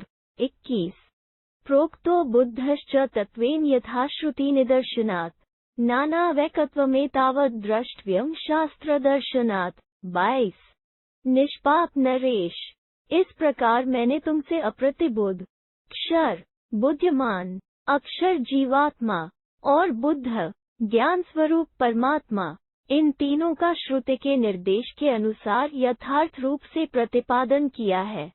शास्त्रीय दृष्टि के अनुसार जीवात्मा के नानात्व और एकत्व को इसी तरह समझना चाहिए। 21-22 मशकोदुम्ब्रे यद्वदन्यत्वं तद्वद्यो मत्स्योदके यथा तद्वदन्यत्वम उपलभ्यते। 23 जैसे गूल और उसके कीड़े एक साथ रहते हुए भी परस्पर भिन्न हैं, उसी प्रकार प्रकृति और पुरुष में भी भिन्नता है। जैसे मछली और जल एक दूसरे से भिन्न है, उसी प्रकार प्रकृति और पुरुष में भी भेद उपलब्ध होता है। 23 एवमेवावगन्तव्यं नानावैकत्वमेत्योः एतद्धि मोक्ष इत्युक्तम् व्यक्त ज्ञान सहितम्। 24 इसी प्रकार प्रकृति और पुरुष की एकता और अनेकता को समझना चाहिए। अव्यक्त प्रकृति का पुरुष से जो नित्य भेद है, उसके यथार्थ ज्ञान से पुरुष उसके बंधन से मुक्त हो जाता है। इसी को मोक्ष कहा गया है। 25 योऽयं देहेषु वर्तते अश्मोक्षित व्येति प्राहुरव्यक्त गोचरात् 25। इस शरीर में जो 25वां तत्व अंतर्यामी पुरुष विद्यमान है, उसे अव्यक्त के कार्यभूत महतत्वादि के बंधन से मुक्त करना आवश्यक है, ऐसा विद्वान पुरुष कहते हैं। 25। सोयमेव विमुच्येत नान्यथेति विनिश्चयः परेण परधर्मा च भवत्येष समैत्यव्यय। 26। वो यह जीवात्मा पूर्वोक्त प्रकार से ही मुक्त हो सकता है, अन्यथा नहीं। यही विद्वानों का निश्चय है। यह दूसरे से मिलकर उसी का समान धर्मी हो जाता है। विशुद्ध धर्मा शुद्धेन बुद्धेन च स बुद्धिमान। विमुक्त धर्मा मुक्तेन समैत्य पुरुषशब्द। 27। पुरुष प्रव जीवात्मा शुद्ध पुरुष का संग करके विशुद्ध धर्म वाला होता है। किसी ज्ञानी या संग करने से बुद्धिमान होता है। किसी मुक्त से मिलने पर उसमें मुक्त के से ही धर्म या लक्षण प्रकट होते हैं। वियोग धर्मिना चैव विमुक्तात्मा भवत्यत विमोक्षिना विमोक्षश्च समेतेह तथा भवेत। 28। जिसका प्रकृति से संबंध हट गया है, ऐसे पुरुष से मिलने पर वो विमुक्तात्मा होता है। जो मोक्ष धर्म से युक्त है, उसका साथ करने से जीव को मोक्ष प्राप्त होता है। शुचिकर्मा शुचिश्च भवत्यमित दीप्तिमान विमलात्मा च भवति समैत्य विमलाम्ना। 29। जिसके आचार विचार शुद्ध हैं, उससे मिलने पर वो पवित्र कर्मा एवं पवित्र होता है। जिसका अंतःकरण निर्मल है, उसके संपर्क में जाने पर वह भी निर्मलात्मा और अमित तेजस्वी होता है। 29। केवलात्मा तथा चैव केवलेन समैत्यव्यय स्वतंत्रश्च स्वतंत्रेण स्वतंत्रत्वं वाप्नुते। 30। अद्वितीय परमात्मा से संबंध स्थापित करके वो तद्रूपता को प्राप्त हो जाता है, अर्थात अद्वितीय परमात्मा को प्राप्त हो जाता है। स्वतंत्र परमेश्वर से संबंध रखने के कारण वो वास्तव में स्वतंत्र होकर वास्तविक स्वतंत्रता प्राप्त कर लेता है। 30। अतावदेतत् कथितं मया ते तथ्यं महाराज यथार्थतत्त्वम् अमत्सरत्वं परिगृह्य चात् सनातन ब्रह्म विशुद्ध माध्यम। 31। महाराज, मैंने ईर्ष्या द्वेष से रहित भाव को स्वीकार करके और तुम्हारे प्रयोजन को समझकर तुमसे प्रेम पूर्वक इस शुद्ध सनातन एवं सबके आदिभूत सत्य स्वरूप ब्रह्म के यथार्थ तत्व का इस रूप में वर्णन किया है। 31। नावेदनिष्ठस्य जन्य राजन प्रदेयमेतत् परमत्वया भवेत् विदित स्मानाय विबोध कारण प्रबोध हेतोः प्रणतस्य शासनम। 32। जो मनुष्य वेद में श्रद्धा रखने वाला न हो, उसे इस उत्तम ज्ञान का उपदेश तुम्हें नहीं करना चाहिए, जिसे बोध के लिए अधिक प्यास हो, तथा जो जिज्ञासु भाव से शरण में आया हो, वही इस उपदेश को सुनने का अधिकारी है। 32। न देयमच तथा नृतात्मरे शठाय की बाय न जिहम बुद्धये न पंडित ज्ञान परोक्तापिने देयम तु देयम च निबोध यादृशे। 33। असत्यवादी शठ नीच कपटी अपने को पंडित मानने वाले और दूसरे को कष्ट पहुंचने वाले मनुष्य को भी इसका उपदेश नहीं देना चाहिए। कैसे? पुरुष को इस ज्ञान का उपदेश देना और अवश्य देना चाहिए, यह भी सुन लो। 33। श्रद्धान्वितायात गुणान्विताय परापवादाद वीरताय नित्यम विशुद्ध योगाय बुधाय नित्यम क्रियावते चक्षमिने हिताय। 34। विविक्तशीलाय विधिप्रियाय विवादहीनाय बहुश्रुताय विजानते चैव न चाहित क्षमे दमे च शक्ताय शमे च देयम। 35।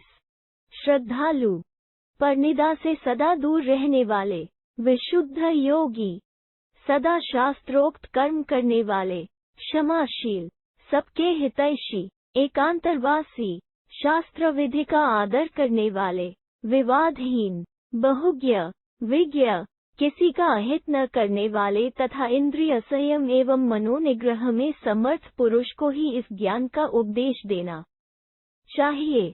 एतर्गुणैर्हीनतमे न देय मेतत् पर ब्रह्म विशुद्ध माह न श्रेयसा योक्ष्यति तादृशे कृत। धर्म प्रवक्तान पात्रदानात। 36।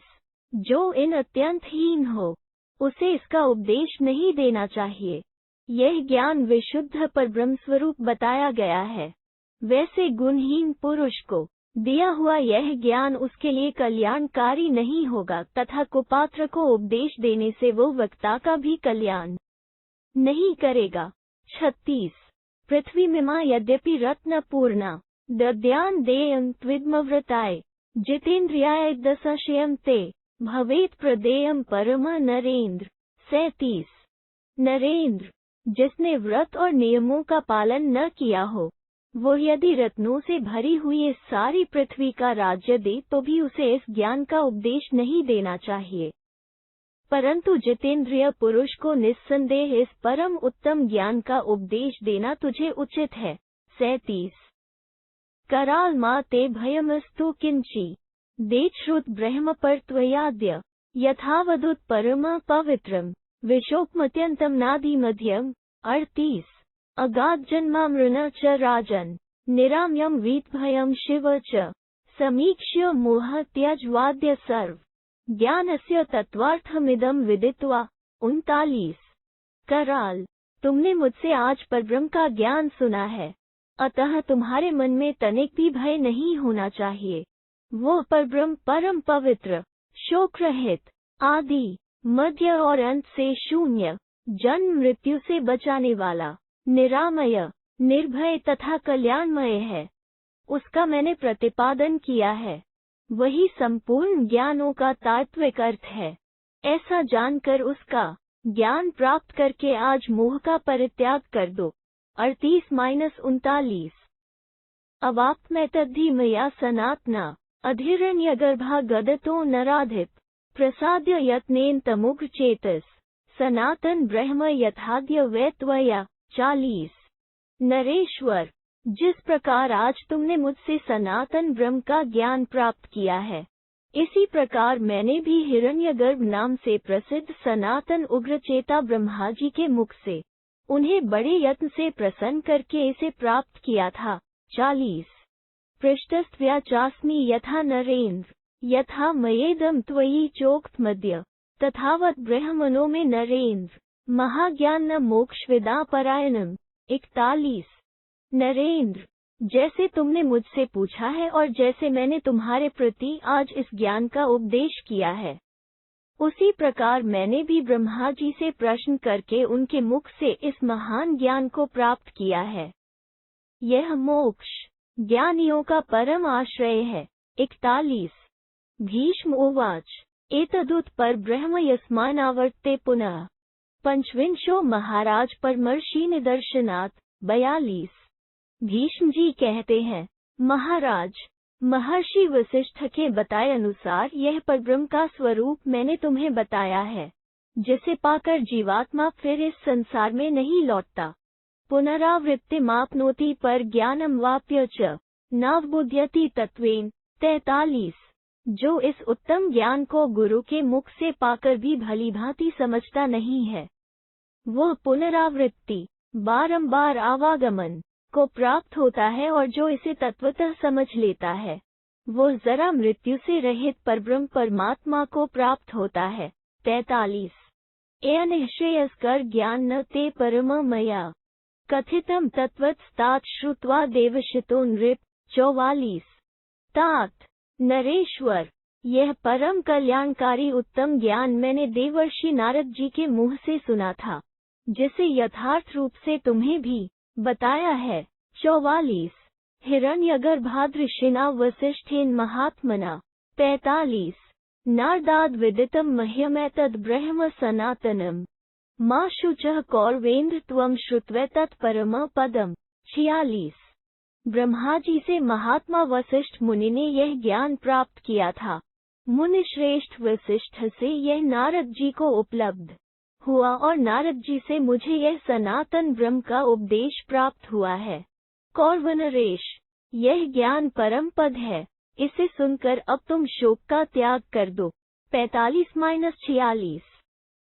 येन क्षराक्षरे वित्ते भयं तस्य न विद्यते, विद्यते तु भयं तस्य यो नैतद्वेति पार्थिव 47।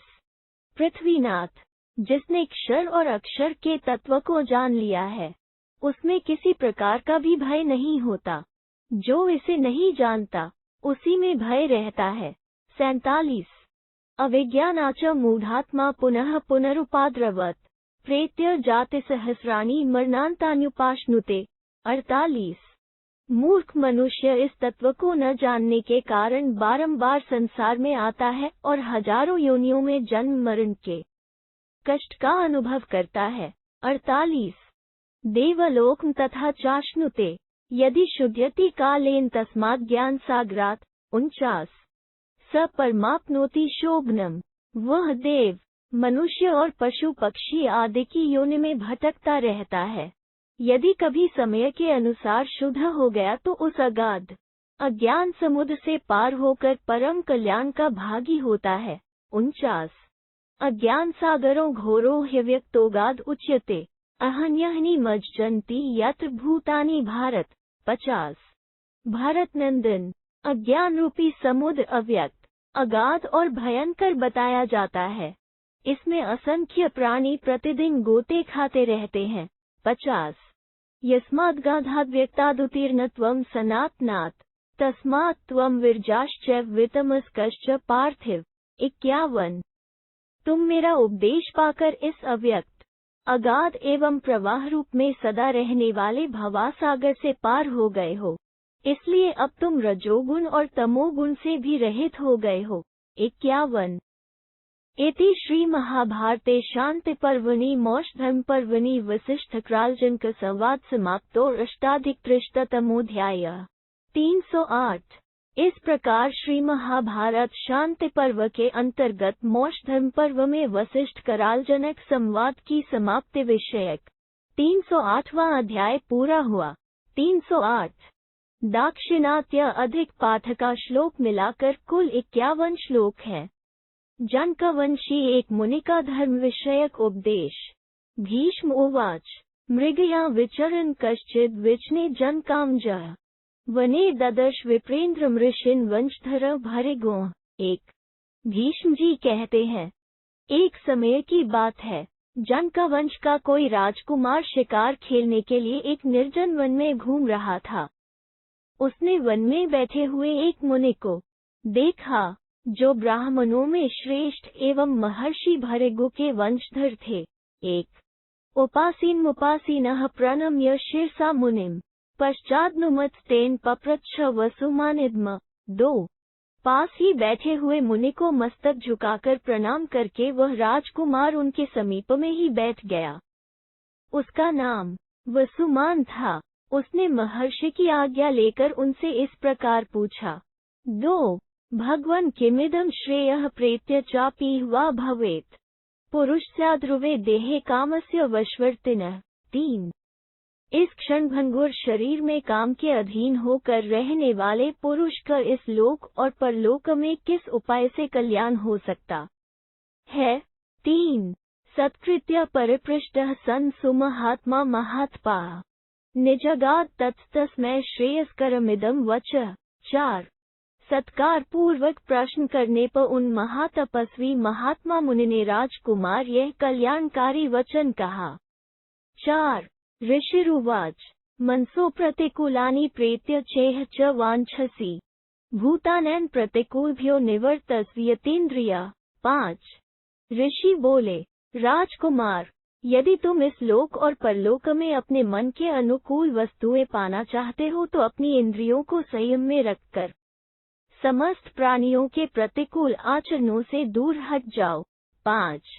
धर्मः सताहितः पुंसा धर्मश्चैवाश्रयः सताम् धर्मलोकास्त्रयस्तात् प्रवृत्ताः सचराचराः। 6। धर्म ही सत्पुरुषों का कल्याण करने वाला और धर्म ही उनका आश्रय है। तात चराचर प्राणियों सहित तीनों लोक धर्म से ही उत्पन्न हुए हैं। 6। स्वादुकामुक कामाना वैतृष्ण्यम की न गच्छसि मधु पश्यसि दुर्बुद्धि प्रपात नानुपश्यसि। 7। भोगों का रस लेने की इच्छा रखने वाले दुर्बुद्धि मानव, तुम्हारी काम पिपासा शांत क्यों नहीं होती? अभी तुम्हें वृक्ष की ऊंची डाली में लगा हुआ केवल मधु ही दिखाई देता है। वहां से गिरने पर प्राणांत हो सकता है, इसकी ओर तुम्हारी दृष्टि नहीं है।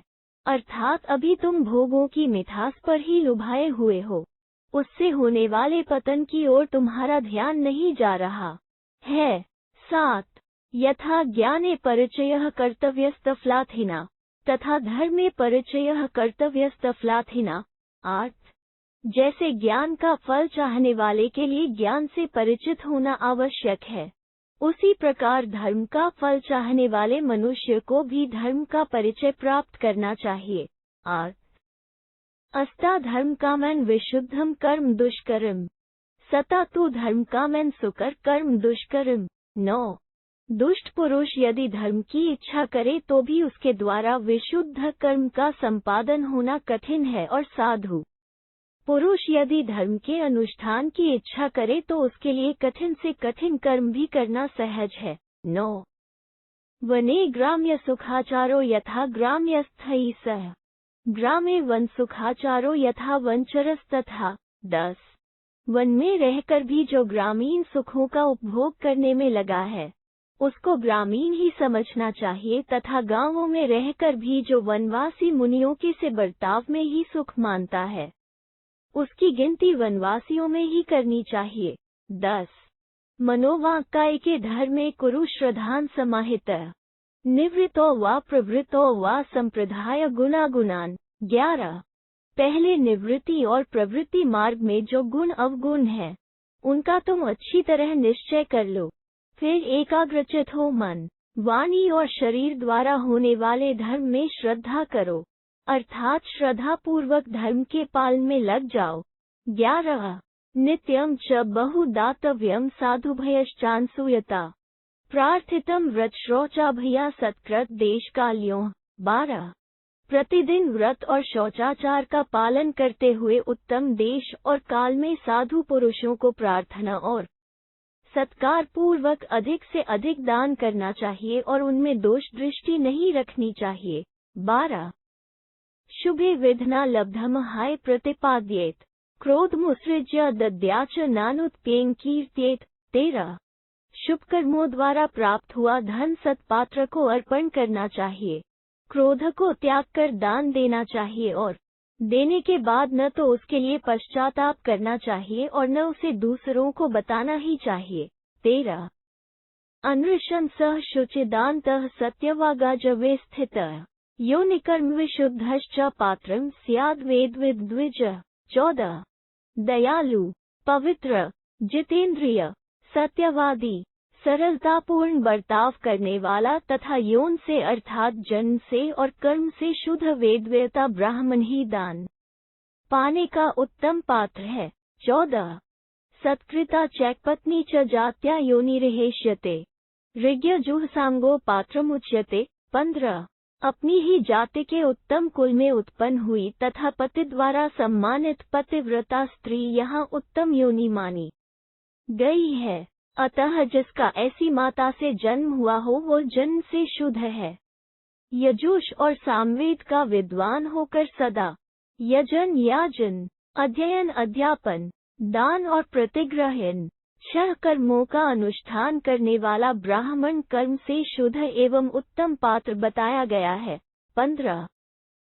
स एव धर्मः सोधर्मस्तं तं प्रति नर भवेत् पात्र कर्म विशेषेण देश कालववेक्ष्य च। 16. देश, काल, पात्र और कर्म विशेष पर विचार करने से एक ही कर्म भिन्न भिन्न मनुष्य के लिए धर्म और अधर्म रूप हो जाता है। 16. लील्याल्पन यथा तु रजः पुमान बहुयत्नेन च महत् पापनिर्न तथा। 17. जैसे शरीर में थोड़ी सी धूल लगी हुई हो तो मनुष्य उसे अनायास ही झाड़ पोंछ कर दूर कर देता है, परंतु बहुत अधिक मैल बैठ जाए तो उसे बड़े प्रयत्न से दूर कर सकता है। उसी प्रकार थोड़ा पाप थोड़े से प्रयत्न से और महान पाप महान प्रायश्चित करने से दूर होता है। 17. विरिक्तस्य यथा सम्यग् हृत् भवति भेषजम् तथा निर्हृत दोषस्य प्रेत्य धर्मः सुखावहः। 18. जैसे जिसने विरेचन के द्वारा अपने पेट को अच्छी तरह साफ कर लिया हो। वो मनुष्य यदि घी खाए तो वो उसके लिए दवा के समान लाभदायक होता है। उसी तरह जिसके सारे पाप दोष दूर हो गए हैं, उसी के लिए धर्म परलोक में सुख देने वाला होता है। 18 मानसम सर्वभूतेषु वर्तते वै शुभाशुभम अशुभे भयः। 19 सभी प्राणियों के मन में शुभ और अशुभ विचार उठते रहते हैं। मनुष्य को चाहिए कि वो चित्त को सदा अशुभ विचारों की ओर से हटाकर शुभ विचारों में ही लगाए। 19 सर्वं सर्वेन सर्वत्र क्रियमाण च पूज्य स्वधर्मे यत् रागस्ते कामम धर्मो विधीयताम। 20 अपने वर्ण और आश्रम के अनुसार सबके द्वारा सब जगह किए जाने वाले सब प्रकार के कर्मों का आदर करो। तुम भी अपने धर्म के अनुसार जिस कर्म में तुम्हारा अनुराग हो, उसका इच्छानुसार पालन करते रहो। 20 अधितात्मन धृतोत्तिष्ठ दुर्बुद्धि बुद्धिमान भव अप्रशान्तः प्रशाम्य त्वं प्राज्ञः प्राज्ञवच। 21 अधीरचित नरेश धीरता का आश्रय लो। दुर्बुद्धे बुद्धिमान बनो, तुम सदा अशांत रहते हो, अब से शांत हो जाओ और अब तक मूर्खों के से बर्ताव करते रहे, अब विद्वानों के समान आचरण करो। 21 तेजसा शक्यते प्राप्तुमुपायः सहचारिणा इह च प्रेत्य च श्रेयस्तस्य मूल धृतिः परा। 22 जो सत्पुरुषों का संग करता है, उसे उन्हीं के तेज या प्रताप से कोई ऐसा उपाय प्राप्त हो सकता है जो इस लोक और परलोक में भी कल्याण करने वाला हो। उत्तम धृति मन की स्थिरता ही कल्याण का मूल है। 22 राजर्षिर्धृतिः स्वर्गात् पतितो हि महाभिषः ययाति क्षीण पुण्योपि धृत्या लोकान् वाप्तवान्। 23 राजर्षि महाभृष धृतिमान न होने के कारण ही स्वर्ग से नीचे गिरे और राजा ययाति अपना पुण्य क्षीण हो जाने के बाद भी धृति के ही बल से उत्तम लोकों को प्राप्त हुए। 23 तपस्विना धर्मवता विदुषा चोप सेवनात् प्राप्स्य से विपुला बुद्धिन तथा श्रेयोभिप्स्य से। 24 तपस्वी धर्मात्मा एवं विद्वानों की सेवा करने से तुम्हें विशाल बुद्धि प्राप्त होगी, जिससे तुम कल्याण के भागी हो सकोगे। 24 भीष्म उवाच स तु स्वभाव संपन्नस्त श्रुत्वा मुनिभाषितम् विनिवर्त्य मनः कामा धर्मे बुद्धिं चकारः। 25 भीष्म जी कहते हैं, युधिष्ठिर राजकुमार वसुमान अच्छे स्वभाव से संपन्न था।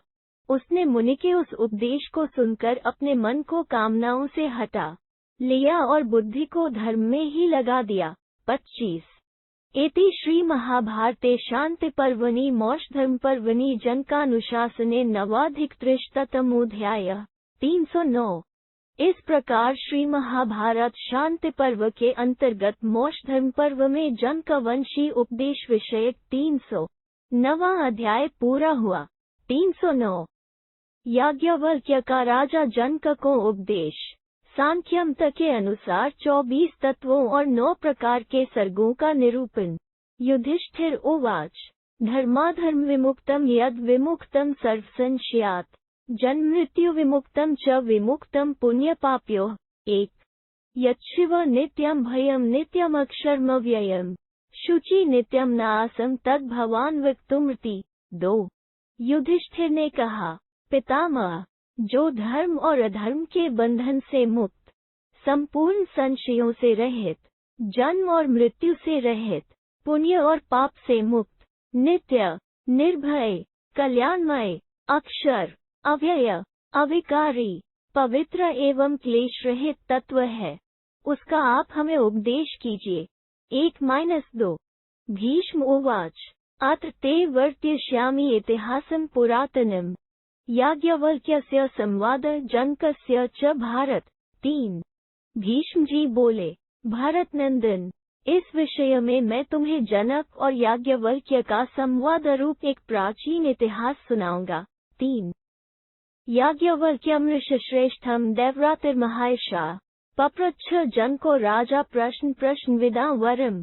4 एक बार देवव्रत के महायशस्वी पुत्र राजा जनक ने प्रश्न का रहस्य समझने वालों में श्रेष्ठ मुनिवर याज्ञवल्क्य जी से पूछा। 4 जनक उवाच कतीन्द्रियाणि विप्रर्षे कति प्रकृत्यः स्मृता किमव्यक्तं परब्रह्म तस्माच्पृच्छतु किम्। 5 प्रभव चाप्ययं चैव कालसंख्या तथैव च वक्तुमर्हसि विप्रेन्द्र।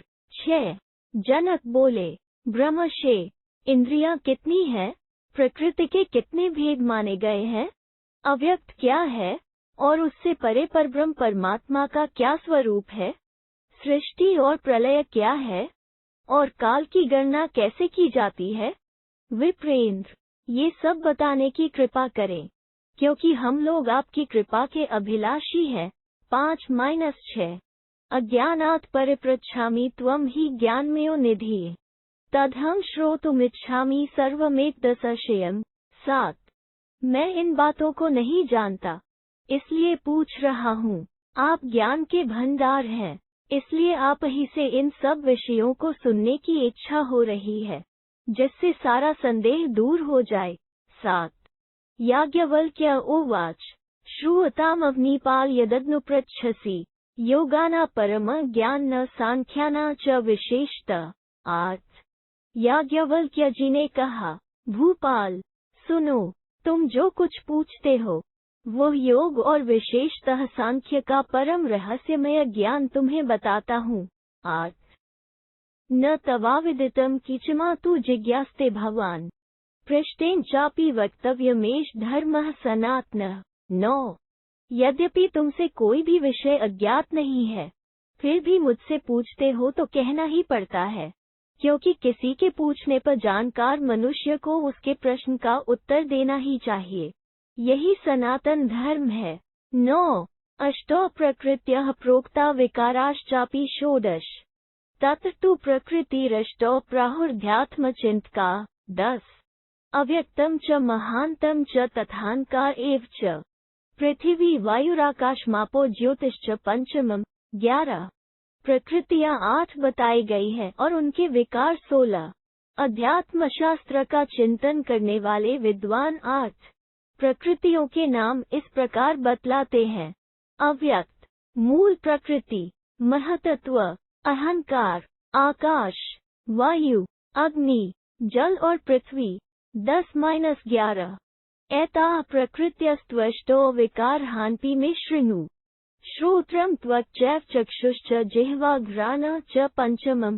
12 शब्दः स्पर्शश्च रूपः च रसो गन्धस्थैः च वाक् च हस्तौ च पादौ च पायुमेरः तथैव च।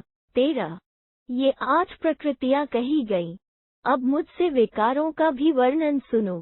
श्रोत्र, त्वचा, नेत्र, जिह्वा, 5वीं नासिका, शब्द, स्पर्श, रूप, रस, गंध, वाणी, हाथ, पैर, लिंग और गुदा। 12-13 अते विशेषा राजेंद्र महाभूतेषु पंचसु बुद्धीन्द्रियाण्यथैतानि सविशेषाणि मैथिल। 14 राजेंद्र, उनमें 5 कर्मेंद्रियों और शब्द आदि 5 विषयों की विशेष संज्ञा है और ये 5 ज्ञानेंद्रियां सविशेष कहलाती हैं। मिथिल नरेश, ये विशेष और सविशेष तत्व पंच महाभूतों में ही स्थित हैं। 14 मनः षोडशक प्राहुर्ध्यात्मगतिचित्तका त्वं चैवाय च विद्वांस्तत्वबुद्धि विशारदा। 15 ये सब मिलकर 15 है, इनके साथ 16वां मन है। अध्यात्मगति का चिंतन करने वाले तत्व ज्ञान विशारद तुम और दूसरे विद्वान भी, इन्हीं को 16 विकार कहते हैं। 15 अव्यक्ता च महानात्मा समुपद्यति पार्थिव प्रथम सर्गमीयदाहुः प्राधानिक बुधा।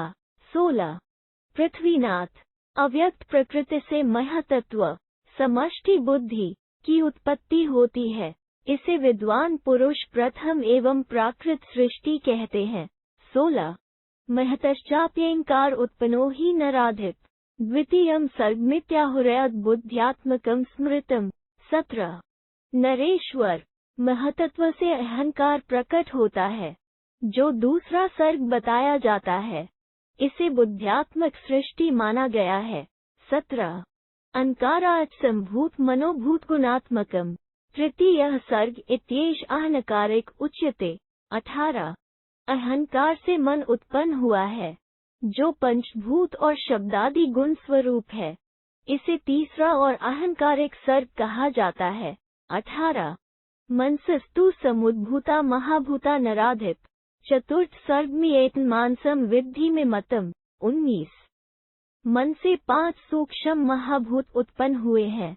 यह चौथा सर्ग है। मेरे मत के अनुसार इसे मानसी सृष्टि समझो।